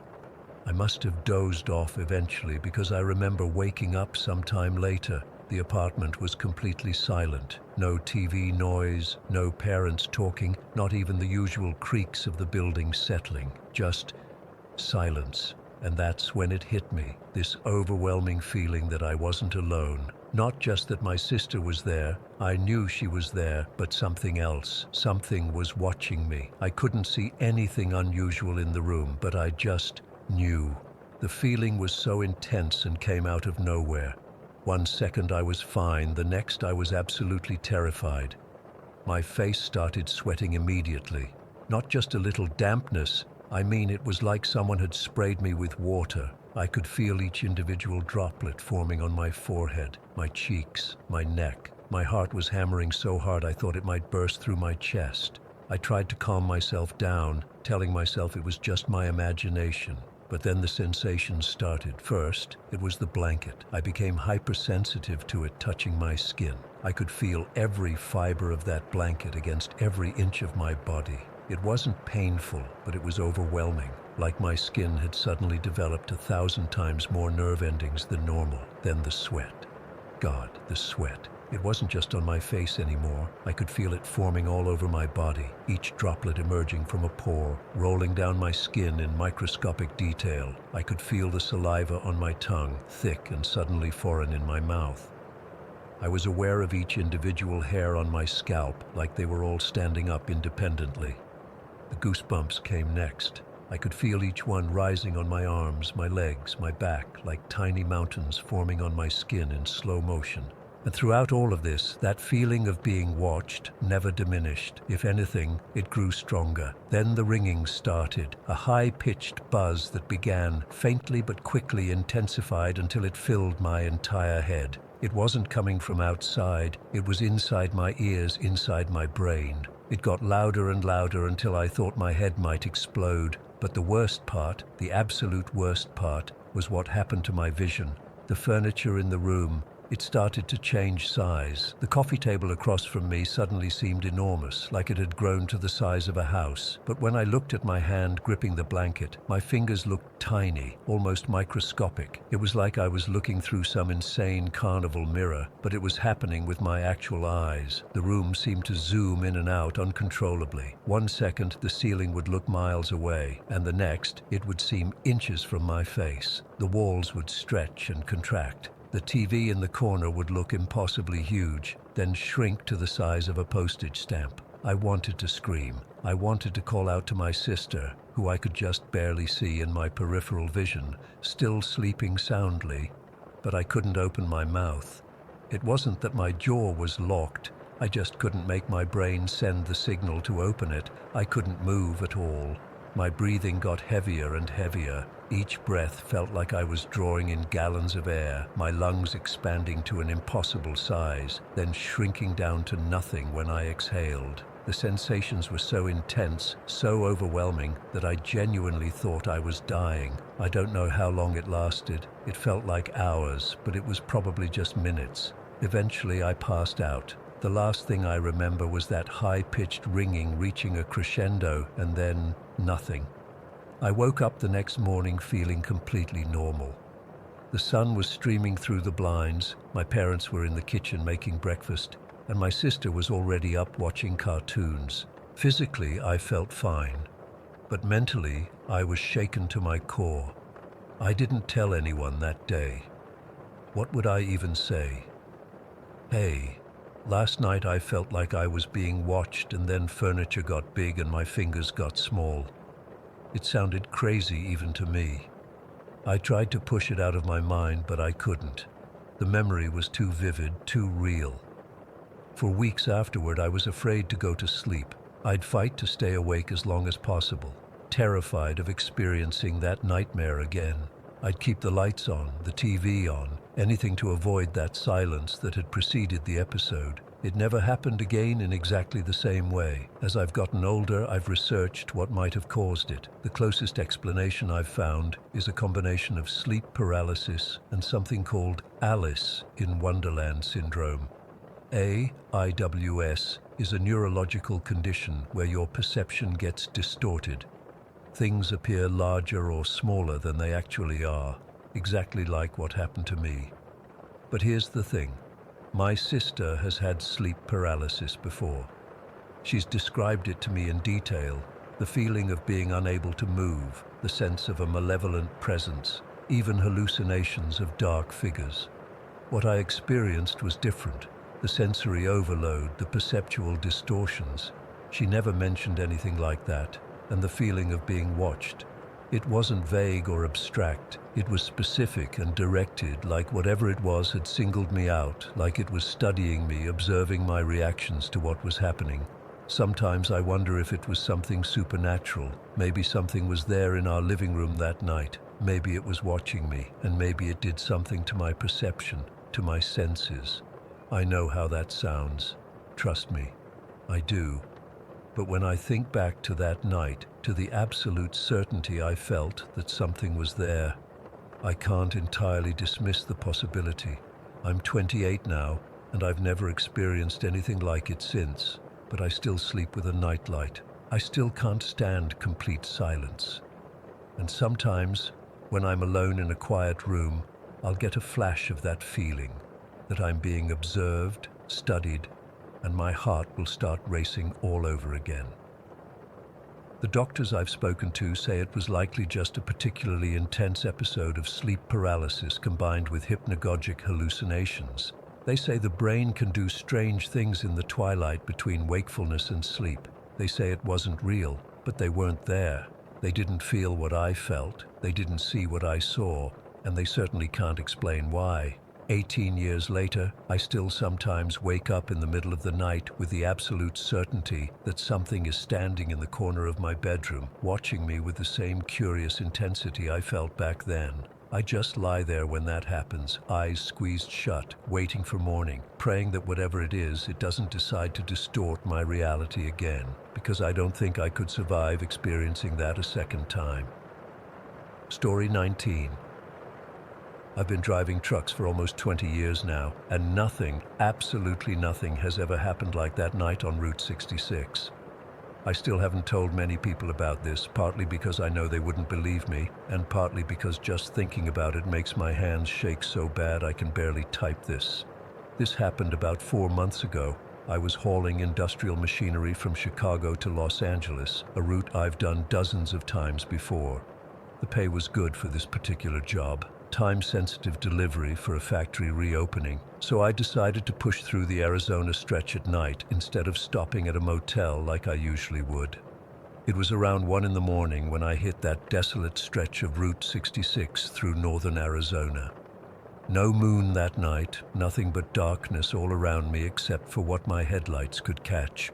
My GPS said the next town was about 60 miles ahead, and I hadn't seen another vehicle for at least 40 minutes. That part of Route 66 is pretty much forgotten these days. Most people take the interstate instead. I remember I was listening to a classic rock station that kept cutting in and out with static. I'd just finished a thermos of coffee and was starting to feel that weird combination of caffeine jitters and exhaustion that every long-haul trucker knows too well. That's when I saw her. My headlights caught this figure on the side of the road, waving frantically. I almost missed her because she was standing just beyond a curve. I had to brake pretty hard, and I remember cursing because sudden braking with a full trailer isn't exactly ideal, but I managed to pull over about 50 yards ahead of her. In my side mirror, I could see her running toward my truck. A young woman, maybe mid-20s, with long dark hair plastered to her face. She looked completely drenched, which made absolutely no sense. It hadn't rained in that area for weeks, according to the weather reports I'd checked earlier.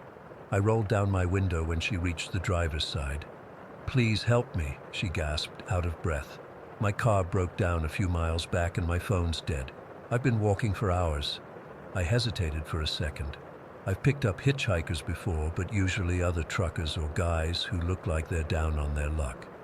Never a young woman alone in the middle of nowhere at 1 in the morning, but she looked genuinely distressed, shivering and soaked to the bone. "Where are you headed?" I asked. "Anywhere with people. The next town, I guess," she said. I checked my GPS again. "Willow Creek's about an hour ahead. I can drop you at the truck stop there." She nodded gratefully, and I unlocked the passenger door. She climbed in, and immediately I noticed the smell, like stagnant water and something else I couldn't place. Earthy, almost like wet soil or decomposing leaves. I figured she must have fallen into a drainage ditch or something. "I'm Jake," I said, trying to be friendly as I pulled back onto the empty road. "Emily," she replied, but didn't offer anything else. She just sat rigidly in the passenger seat, staring straight ahead. The cab of my truck felt different with her in it, colder somehow, despite the heater running. I turned it up and asked if she wanted a blanket from behind my seat, but she just shook her head slightly. "So what happened to your car?" I asked, trying to make conversation to stay alert. "It just stopped," she said flatly, "in the middle of nowhere." I nodded, glancing at her from the corner of my eye. Her clothes weren't just wet, they looked old-fashioned somehow, a simple dress that seemed out of place.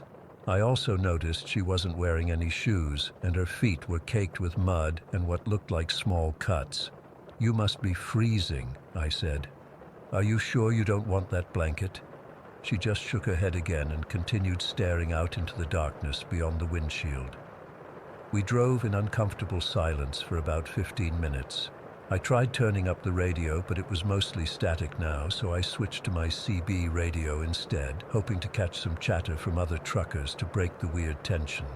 The CB crackled to life with some distant conversation I couldn't make out. Then suddenly a voice came through crystal clear. "Anyone on Route 66 mile marker 247, be advised, there have been reports of the woman again. Do not pick her up. Last driver who did hasn't been heard from in 2 weeks." I felt my blood run cold. Mile marker 247 was exactly where I'd picked up Emily. I glanced at her, but she showed no reaction to the warning. It was like she hadn't even heard it, which was impossible given how loudly it had come through. I tried responding, pressing the talk button. "This is Jackhammer Jake, eastbound on 66. Can you clarify that warning?" "Over." No response, just more static. I tried again, but got nothing. Emily still hadn't moved or reacted. She just kept staring ahead, but I noticed her hands were now gripping the edge of the seat tightly. Too tightly. "Did you hear that?" I asked her directly. She slowly turned to look at me. "Hear what, Jake?" There was something wrong about the way she said my name, like she was savoring it somehow. And her eyes, they looked different than they had before. Darker, with an odd reflective quality, like when you shine a light at an animal at night. "The CB warning," I said, my mouth getting dry. "About a woman at the exact spot I picked you up." Her expression changed then. She looked almost offended. "That's not very nice. Are you saying you regret helping me?" No, I backpedaled, trying to keep things calm. "Just wondering if you heard it, that's all." She turned back to face the windshield, but there was a new tension in the cab. I checked the GPS again. Still 40 minutes to Willow Creek. The temperature seemed to have dropped even further, and I could now see my breath misting in front of me despite the heater running full blast. I decided to play it cool and just get to town as quickly as possible. I pressed a little harder on the gas, pushing my rig up to 75 in a 65 zone. The road was empty anyway, and I suddenly felt an urgent need to be around other people.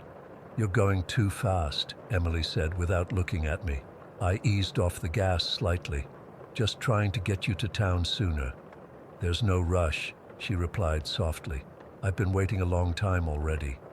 Something about the way she said that made the hair on my arms stand up. Waiting for what, I wanted to ask, but found I didn't really want to know the answer.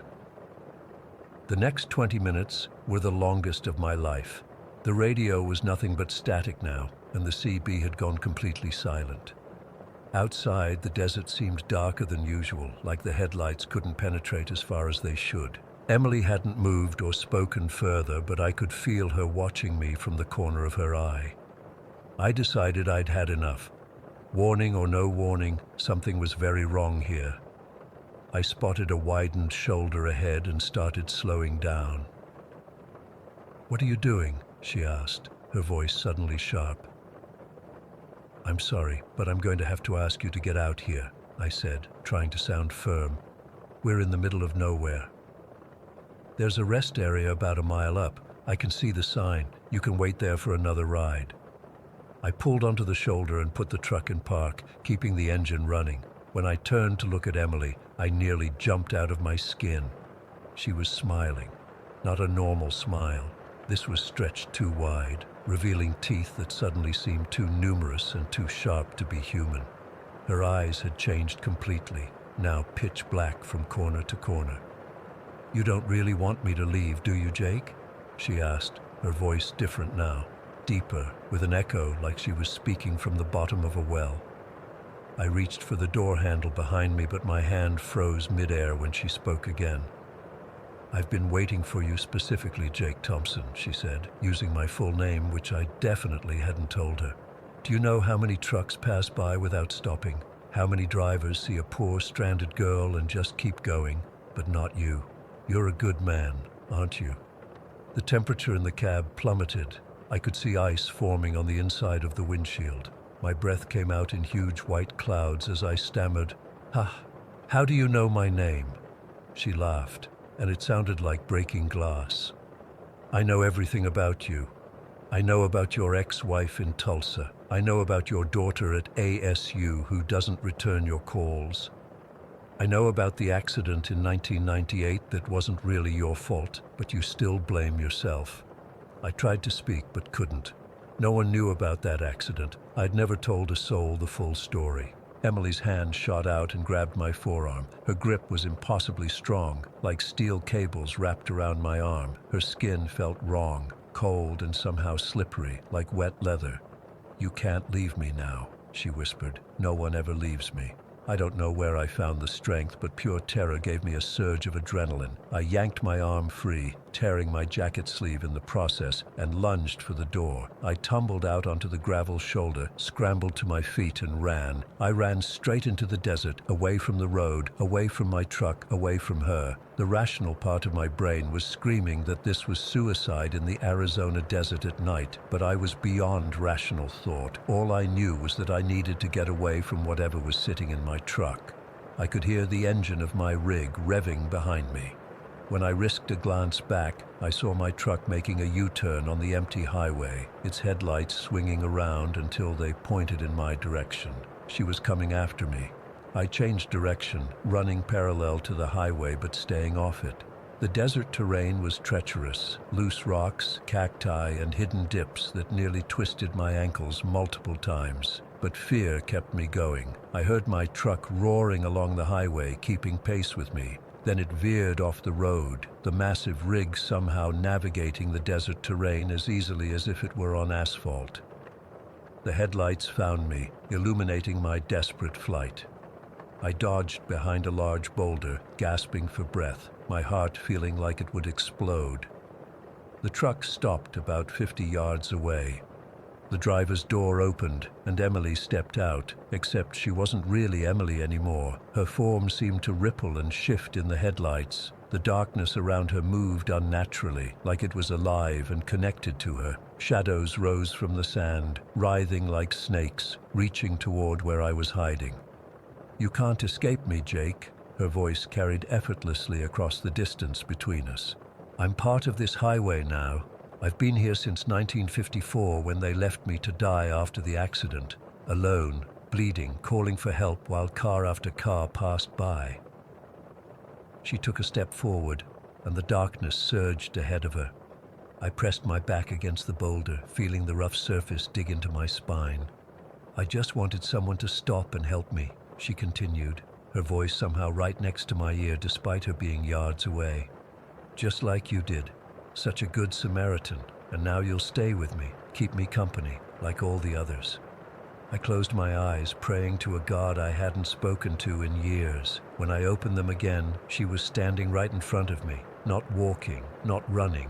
She had simply appeared there. The shadows swirled around her like a living cloak. Her face kept shifting between the young woman I'd picked up and something else, something withered and broken and ancient. "Why me?" I managed to ask through chattering teeth. Her head tilted at an impossible angle. "Because you saw me, Jake. Because you stopped. Because you cared." Her hand reached toward my face. "And now you'll care forever." The darkness lunged forward, enveloping me like icy water. I couldn't breathe, couldn't move. I felt 1,000 cold, wet hands on me, pulling me down into some place that wasn't there before. The last thing I remember seeing was Emily's face, young again, smiling that too-wide smile as the desert and the night swallowed me whole. I woke up 3 days later in a hospital in Flagstaff. A family on an early morning drive had found me wandering along Route 66, delirious and suffering from severe dehydration. My truck was discovered 50 miles away, keys in the ignition, driver's door open, with no explanation for how it got there or how I ended up so far away on foot. I've tried telling the doctors what happened, but they just nod and make notes about hallucinations caused by dehydration and sleep deprivation. My trucking company put me on medical leave and recommended therapy, but I know what I saw, I know what happened. Sometimes at night, I still feel those cold, wet hands on me, and when I'm drifting off to sleep, I swear I can hear Emily whispering that she's waiting for me to drive that route again. I won't be going back to Route 66. I won't be driving through Arizona again. And if you're a trucker reading this, remember, if you see a young woman with long dark hair standing alone on that stretch of highway, just keep driving. No matter how much she waves, no matter how desperate she looks, just keep driving. Story 20. I still can't believe what happened to me last December. I've been driving trucks for nearly 15 years now, handled every kind of road condition imaginable, but nothing prepared me for what I encountered on Hollow Pass. For context, I'm what they call a long-haul trucker. Most folks in the industry know me as Big Red. Got the nickname from my size and the beard I've been growing since I was 20. I've done the Denver to Salt Lake City run more times than I can count. It's bread and butter for me, even in winter. That particular day started like any other job. I picked up a load of auto parts in Denver around 2 in the afternoon. The weather report mentioned snow coming in, but nothing I hadn't dealt with before. My dispatcher called as I was doing my pre-trip inspection, asking if I was comfortable making the run despite the forecast. I remember laughing it off, told him I'd seen worse and would rather push through than get stuck in Denver for days waiting for clear weather. By 4 o'clock, I was on the road, thermos full of coffee, playlist queued up, and my lucky baseball cap on my head. The first couple hours went smooth enough, light flurries, nothing serious. Then around 6, when I was approaching the Wyoming border, the snow started coming down hard. I mean really hard. The kind that makes your wipers work overtime and still barely keeps up. The radio had been warning about the storm intensifying, but I figured I'd make it through Hollow Pass before the worst hit.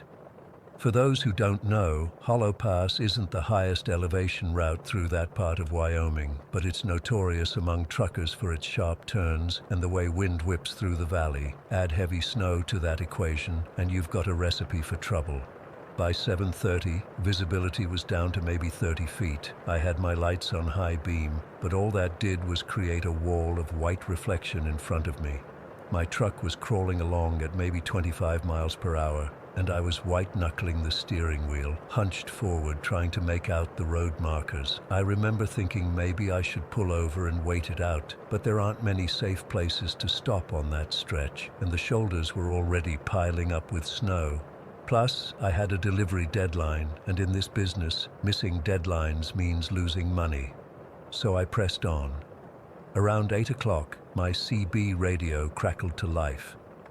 At first, all I could hear was someone breathing heavily, like they'd been running or were scared out of their mind. I figured it was just interference from the storm, but then a voice came through, barely above a whisper. "Turn around, don't go through the pass. For God's sake, turn back." The transmission cut out after that. I tried responding, asking for clarification, but got nothing but static. Now truckers sometimes play pranks on the CB, try to spook each other on lonely stretches of road. I figured it was just someone messing around, bored in the storm. Still, it left me uneasy. About 20 minutes later, I was deep into Hollow Pass. The snow was falling so thick it was like driving through a cloud. The road curved around a bend, and my headlights caught something off to the side. A truck, jackknifed and halfway down an embankment. Steam was rising from the damaged cab, meaning the wreck was recent. My stomach dropped. I immediately slowed down and pulled over as safely as I could, hazards on. Part of me wondered if this was connected to that strange warning on the CB. Maybe another driver had tried to warn others after wrecking. I grabbed my heavy-duty flashlight from the glove compartment and my winter coat. Before stepping out, I tried the CB again. Mayday, mayday. Anyone copy? Got a truck down on Hollow Pass, about 13 miles past the western entrance. Nothing but static responded. The moment I stepped out of my cab, the cold hit me like a physical blow. Must have been well below zero with the wind chill. The snow was already halfway up my shins. I swept my flashlight across the scene, trying to gauge if I could reach the wrecked truck safely. That's when I noticed the footprints, fresh ones, leading away from the wreck and into the woods alongside the road. Single file, like someone had walked, not run, away from the accident. I remember thinking that was odd. If I'd just crashed in the middle of nowhere during a blizzard, I'd be sticking with my vehicle or heading for the road, not wandering into the forest. I stood there for a moment, conflicted. The smart thing would have been to get back in my truck, drive to the nearest place with cell service and call for help. But what if the driver was hurt? Disoriented from a head injury and wandering aimlessly, they'd freeze to death before help arrived. I made what I now know was the worst decision of my life. I decided to follow the tracks just for a short distance to see if I could locate the driver. The forest was dead silent, except for the soft hiss of falling snow. My flashlight beam cut through the darkness between the trees, creating strange, shifting shadows. The footprints were clear, made by work boots from the look of them, evenly spaced like the person was walking calmly, not running in panic. I followed them maybe 100 yards into the trees, calling out every few steps. "Hello? Anyone there? I'm here to help." My voice seemed swallowed by the snow, not echoing at all. I was about to turn back when my light caught movement ahead. A figure, about 50 yards away, was slowly walking between the trees. From behind, it looked like a man in dark clothing. "Hey!" I called out, relief flooding through me. "Are you from the truck? Are you hurt?" The figure stopped but didn't turn around immediately. Something about the way it stood there, perfectly still despite the bitter cold, sent a chill down my spine that had nothing to do with the temperature. I approached cautiously, closing the distance to about 20 yards. "Sir, do you need help? I can give you a ride to the next town." That's when I noticed two things that made my blood run cold. First, despite the blizzard conditions, the figure wasn't wearing a winter coat, just what looked like dark coveralls or a jumpsuit. Second, while I could see my own breath forming thick clouds in front of my face with each exhale, there was no steam coming from the figure ahead of me. As I stood there, frozen in confusion and growing fear, the figure slowly turned around. I've tried many times since that night to describe what I saw, but words always fail me. It had the basic shape of a human, but everything was wrong. Its face was pale, not just Caucasian pale, but white like bleached bone, with skin stretched too tight over its skull. Where there should have been eyes were just empty, black sockets, so dark they seemed to absorb the light from my flashlight. Its mouth was fixed in what I can only describe as a grotesque parody of a smile, too wide and with teeth that looked sharp, even from where I stood. For one endless moment, we just stared at each other. Me in horror, it with those empty eye sockets somehow fixed on me. Then it spoke, its mouth barely moving, voice like dry leaves scraping over concrete. "Turn back before it finds you." I'm not ashamed to admit I completely lost it. I backpedaled, tripped over something buried in the snow, and scrambled back to my feet. The creature, entity, whatever it was, didn't move toward me, just kept staring with that horrible fixed smile. As I turned to run, I heard it speak again. "It's too late. It smells your fear." I ran faster than I've ever run in my life, my lungs burning with the cold air. The trees seemed to close in around me, branches reaching like skeletal fingers. Twice I nearly lost my orientation, but somehow I found my way back to the road, following my own tracks. As I emerged from the tree line, I could see my truck where I'd left it, hazard lights still blinking. I risked a glance behind me and saw nothing following, but then I heard it, the crunch of footsteps in snow, moving at a steady, unhurried pace somewhere in the darkness behind me. I practically dove into my truck, slammed the door, and locked it. My hands were shaking so badly I dropped my keys twice before getting them in the ignition. The engine roared to life, and I didn't even wait for it to warm up before throwing it into gear and pulling back onto the road. As I accelerated away, my CB suddenly crackled with static, making me jump. Then came that same whispering voice, somehow breaking through on my radio. "Don't stop. It's still out there." I drove non-stop for the next 3 hours, pushing through the storm, taking every curve too fast, terrified of what might be behind me. I didn't slow down until I reached the truck stop in Little America, where the bright lights and presence of other people finally made me feel somewhat safe. I parked and sat there for a long time, trying to process what had happened, convince myself it was just exhaustion and stress playing tricks on my mind. When I finally worked up the courage to step outside, I noticed something that made my stomach drop. There were fresh footprints in the snow that covered my windshield. Footprints that couldn't possibly have been there when I parked. That was 4 months ago. I still drive routes out west, but I take the long way around now, adding hours to my journey rather than go through Hollow Pass. My dispatcher thinks I'm crazy, and maybe I am. Sometimes I almost convince myself it was just a hallucination brought on by stress and poor visibility. But then I remember those empty eye sockets, that unnatural smile, and those footprints on my windshield 3 hours away from where I'd encountered whatever it was. And I know with absolute certainty that something inhuman is lurking in those woods, waiting for travelers foolish enough to stop on snowy nights. I still hear that whispered warning in my dreams. Don't stop. It's still out there. And the worst part is, I know it's true. Story 21. I've been an avid hiker for almost 20 years. I've traversed hundreds of trails across Australia, climbed mountains in terrible weather, and even survived a close encounter with an eastern brown snake once. But nothing, absolutely nothing, compares to what happened to Megan and me in Blackwood Forest 3 years ago. I've never shared this story online before, partly because I was afraid nobody would believe me, and partly because I'm still trying to make sense of it myself. But after what happened to Megan 6 months ago, I feel like I need to put this out there. Maybe someone has experienced something similar. Maybe someone can help me understand what we encountered that day. It was mid-April, perfect hiking weather in New South Wales. Megan and I had been hiking buddies for about 5 years by then. We'd met through a local hiking group and clicked immediately. Both of us were serious about the sport, but didn't take ourselves too seriously.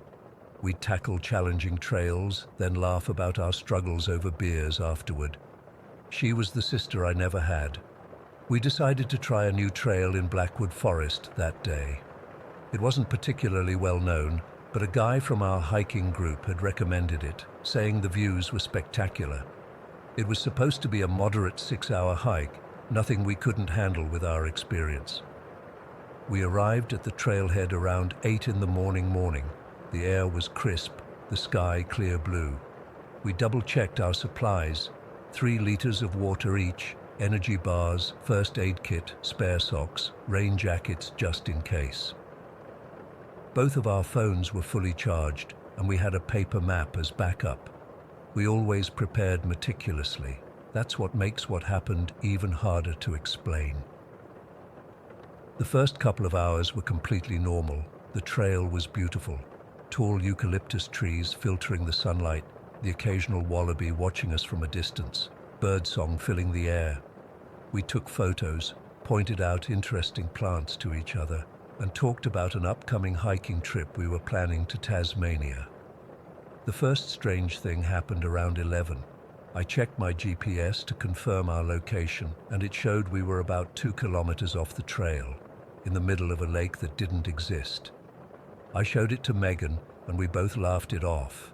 GPS glitches happen in dense forest areas. We checked the paper map, confirmed our location based on landmarks, and kept going.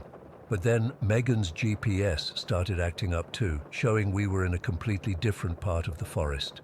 Still, we weren't concerned. We could clearly see the trail markers, and the path was well defined. We figured we'd just rely on the map. Around noon, we reached a beautiful clearing with a perfect view of the valley below. We decided to stop for lunch. I remember checking my watch. It was exactly 1 o'clock.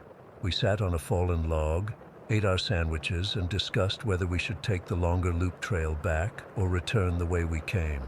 The longer loop would add about 2 hours to our hike, but it was supposed to have better views. Megan wanted to take the longer route. I was a bit hesitant because clouds were starting to gather, but the weather forecast hadn't mentioned rain, so I agreed. We packed up our lunch trash, I checked my watch again, still 1 o'clock, and we started walking toward the junction where the loop trail began. I remember taking maybe 10 steps into the forest. Then, my next clear memory is of darkness, complete, disorienting darkness. I was still standing on the trail, but it was night. The forest around us was pitch black. Megan was right beside me, looking as confused as I felt. My first thought was that I'd somehow fallen and hit my head, blacked out, and come to hours later. But Megan was experiencing the same thing. "What the hell?" she whispered, her voice shaking. "Jason, what's happening?" I fumbled for my phone with trembling hands and turned on the flashlight. The screen showed 5:41 p.m. Nearly 5 hours had passed in what felt like seconds. My heart was racing so fast I thought I might pass out. Did we fall asleep?" Megan asked.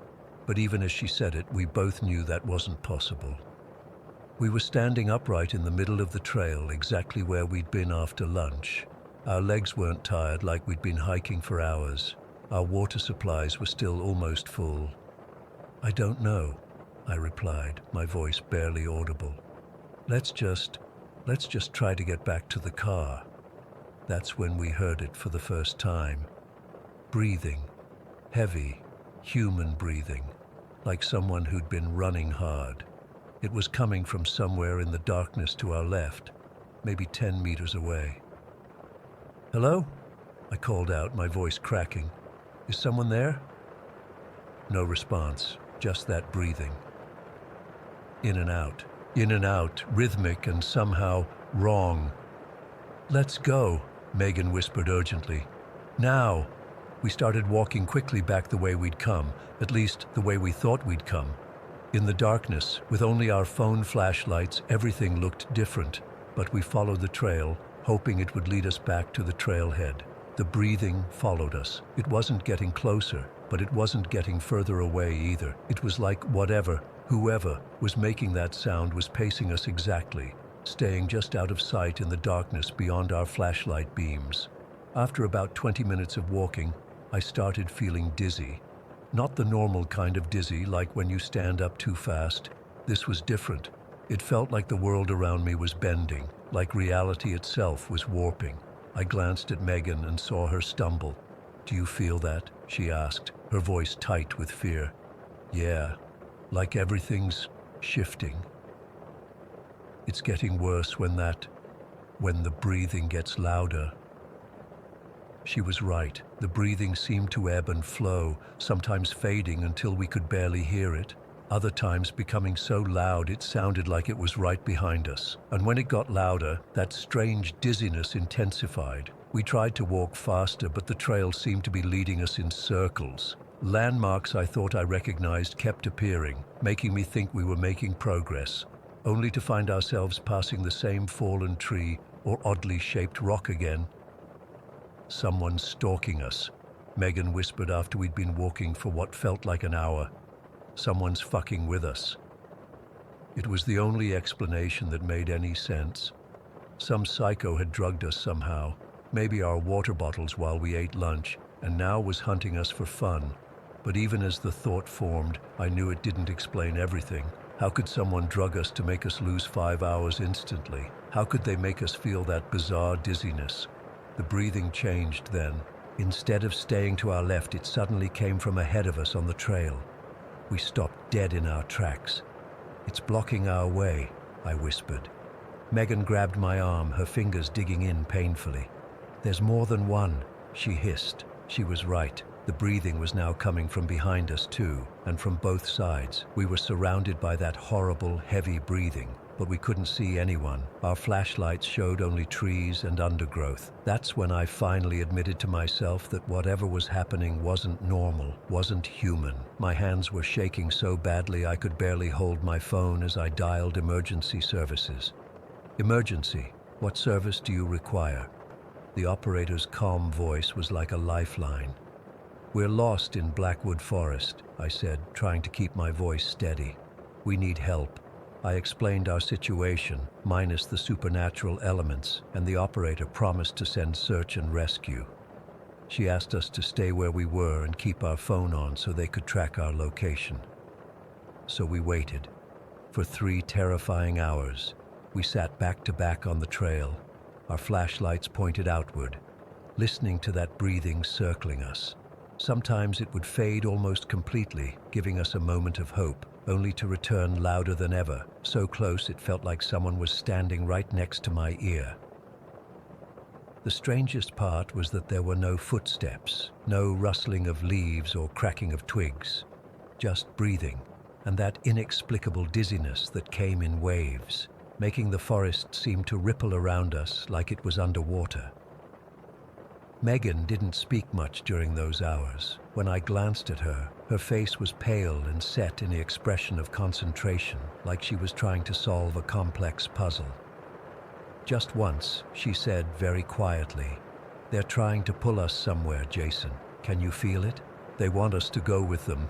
I didn't answer because I could feel it too, a strange tugging sensation, like something was trying to draw me away from the trail and deeper into the forest. Every time the dizziness hit, that tugging got stronger, and I had to physically resist the urge to stand up and walk into the darkness.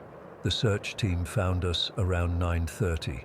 We heard their calls before we saw their flashlights, and I've never been so relieved in my life.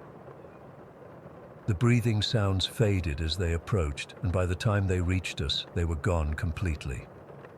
The search team was confused. According to them, we were only about half a kilometer from the trailhead, on a clearly marked path. They couldn't understand how we'd gotten lost.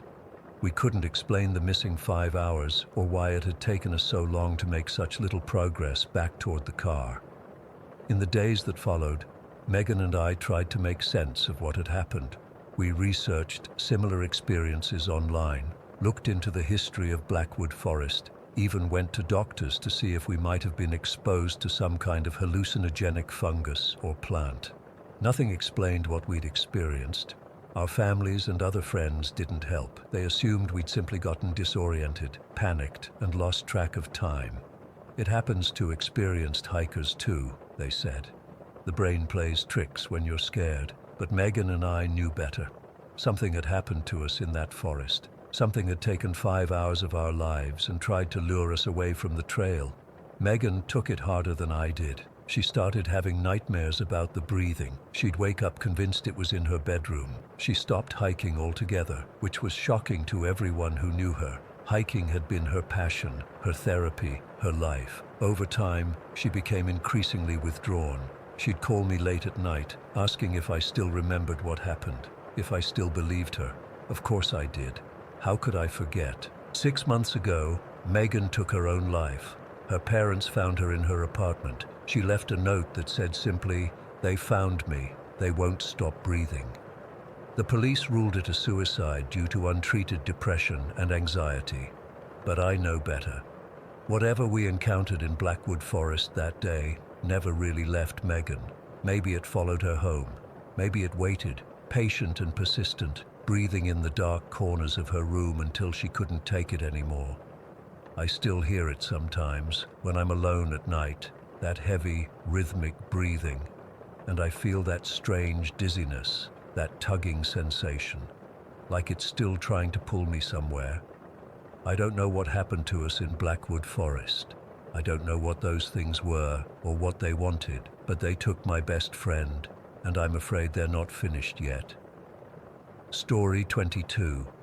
I've been putting off writing about this for months. I'm still not sure I should share it, but I need to get this off my chest. Maybe someone out there has answers. Maybe someone will believe me. I'm a travel blogger, or I was. After what happened on the SS Meridian, I haven't been able to board another ship.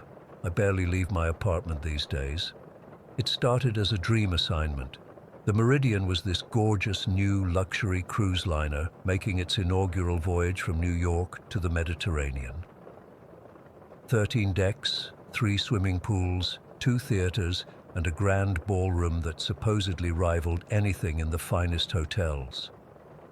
My followers would have eaten it up. I was given a mid-tier cabin with a small balcony. Not the fanciest, but definitely nicer than what I usually book for myself. The first day was perfect. Sunny skies, calm waters, champagne flowing freely at the departure party.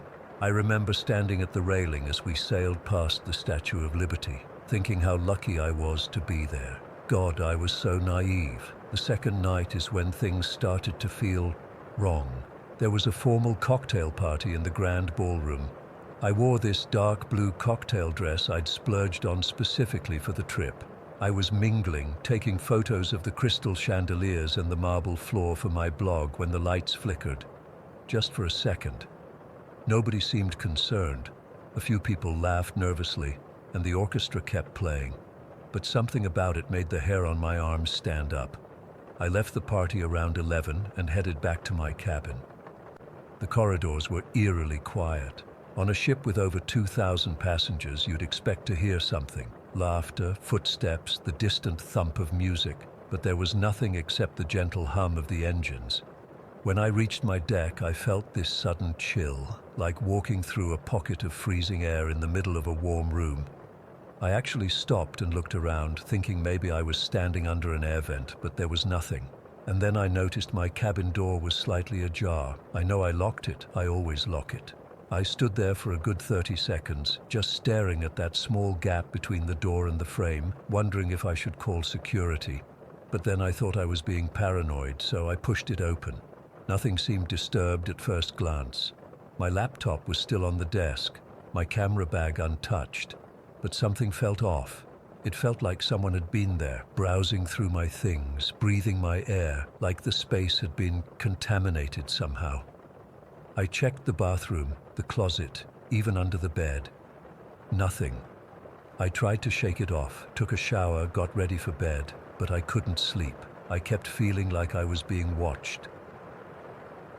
Around 3 in the morning, I heard footsteps in the corridor outside my cabin, slow, heavy footsteps that stopped right outside my door. I held my breath, waiting. The doorknob rattled gently, like someone was testing it, then nothing. After what felt like an eternity, the footsteps moved away. I barely slept that night. The next morning at breakfast, there was this weird tension in the air. People were talking in hushed voices, and crew members were huddled in corners having intense conversations. I overheard a couple at the next table saying something about a missing woman. Apparently, a young passenger named Emily hadn't returned to her cabin last night, and her roommate had reported her missing. When I asked one of the servers about it, his smile faltered for just a second before he assured me it was nothing to worry about, that the woman had probably just found company for the night. Something about his tone seemed rehearsed. I spent the morning by the pool, trying to act normal, but I couldn't stop thinking about the missing woman. Around lunchtime, I noticed security personnel searching the ship, though they were trying to be discreet about it. When I approached one of them to ask questions, he practically sprinted in the opposite direction. That's when I decided to do some digging on my own. I know, stupid decision, but I'm naturally curious. It's why I became a blogger in the first place. I started hanging around crew areas, pretending to be lost or looking for the spa. I overheard 2 crew members talking about a restricted section on Deck 2 that needed to be secured. They mentioned something about it happening again, and one of them looked genuinely scared. I waited until they left, then followed the signs toward deck 2. Most of it was standard passenger cabins, but at the far end of one corridor, there was a heavy metal door with a crew-only sign. Normally, these doors need a key card, but this one was propped open with a small wedge. Someone had either forgotten to secure it or was planning to come back. I glanced around to make sure no one was watching, then slipped inside. The temperature dropped immediately. It was freezing. The corridor beyond was dimly lit, with old-fashioned wall sconces instead of the modern lighting in the rest of the ship. The floor changed too, from carpeting to dark wood that creaked under my feet. It felt like I'd stepped into a different ship altogether. The walls were lined with nautical artifacts, old compasses, sextants, maps in glass cases. At the end of the corridor was another door, this one slightly ajar with a faint bluish light spilling out from inside. I should have turned back. Every instinct was screaming at me to run, but I kept going. The room beyond was circular, with a domed ceiling painted to look like the night sky. In the center stood an ornate mirror, about 7 feet tall, with a frame carved to resemble twisting serpents or maybe eels. The glass itself emitted that strange blue glow I'd seen from the corridor. As I approached, I noticed the reflection wasn't showing me. Instead, I saw what looked like the inside of an old ship. Not the sleek modern interior of the Meridian, but a vessel from maybe the 1930s or 40s. There were people in the reflection, crew members in old-fashioned uniforms, running back and forth in what looked like panic. Their mouths were open like they were shouting, but I couldn't hear anything. I reached out, I don't know why, and the surface of the mirror rippled like water. Then a hand shot out, a pale, grayish hand with bloated fingers that reached for my wrist. I screamed and stumbled backward, falling onto the wooden floor. The hand retreated and the mirror's surface smoothed again. I scrambled to my feet and ran, not stopping until I was back in the passenger area, surrounded by other people. My hands were shaking so badly I could barely use my keycard to get back into my cabin. I sat on the edge of my bed for hours, trying to convince myself I'd imagined it all. Maybe I was having a breakdown. Maybe someone had slipped something into my drink at the bar. That evening, an announcement came over the PA system. The captain's voice was steady but tense as he informed us that 3 passengers were now unaccounted for and asked everyone to report to the main dining room for a head count. 3 people, not just Emily. The dining room was chaos, scared passengers, overwhelmed crew members, security trying to maintain order. I spotted a crew door near the kitchen and slipped through when no one was looking. I needed answers. I found myself in a narrow service corridor that led to various parts of the ship. Following signs to the administrative area, I located what looked like an archive room. Inside were filing cabinets and shelves full of books and binders.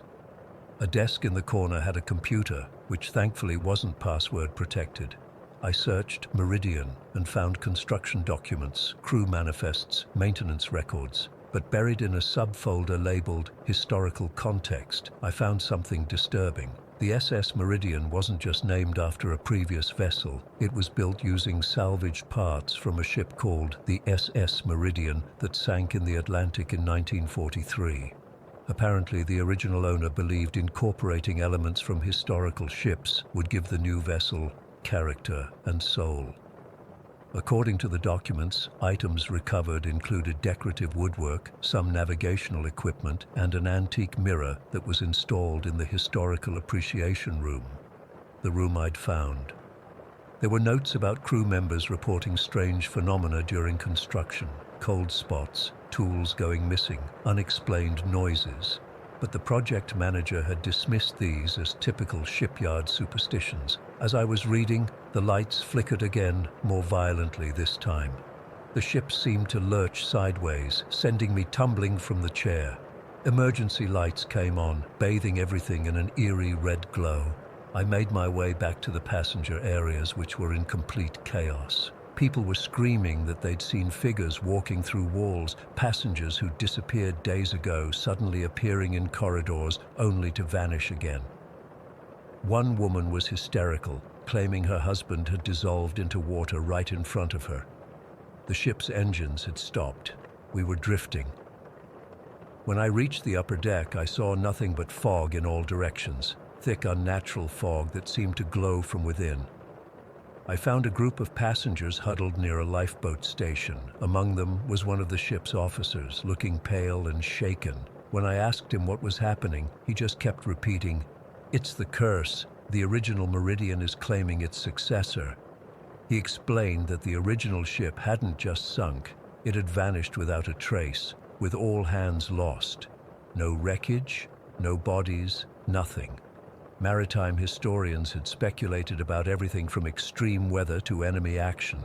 It was during World War II, but there had never been any conclusive explanation. "They're trapped," he whispered, "trapped in an eternal voyage, and now they want company." Just then, the captain's voice came over the PA system again, but it wasn't the same voice. It was deeper, with an old-fashioned accent. "All passengers return to your cabins," it said. "The SS Meridian is now departing for its final destination." Water began seeping up through the deck beneath our feet, not leaking in from outside, rising up from inside the ship like it was bleeding seawater. The officer grabbed my arm and pulled me toward the lifeboat. "We have to go now," he said, "before it's too late." 5 of us managed to get into the lifeboat and lower it to the water. As we drifted away from the Meridian, I watched in horror as the fog began to swirl around it, enveloping the ship like a shroud. Through gaps in the mist, I could see figures moving on the decks, hundreds of them, some in modern clothes, others in outfits from a different era. The entire ship began to glow with that same eerie blue light I'd seen in the mirror. It grew brighter and brighter until I had to look away. When I looked back, the Meridian was gone, just gone, not sunk, not destroyed, simply vanished, leaving nothing but calm water behind. We drifted for 16 hours before being picked up by a cargo ship. When we told our story, they didn't believe us.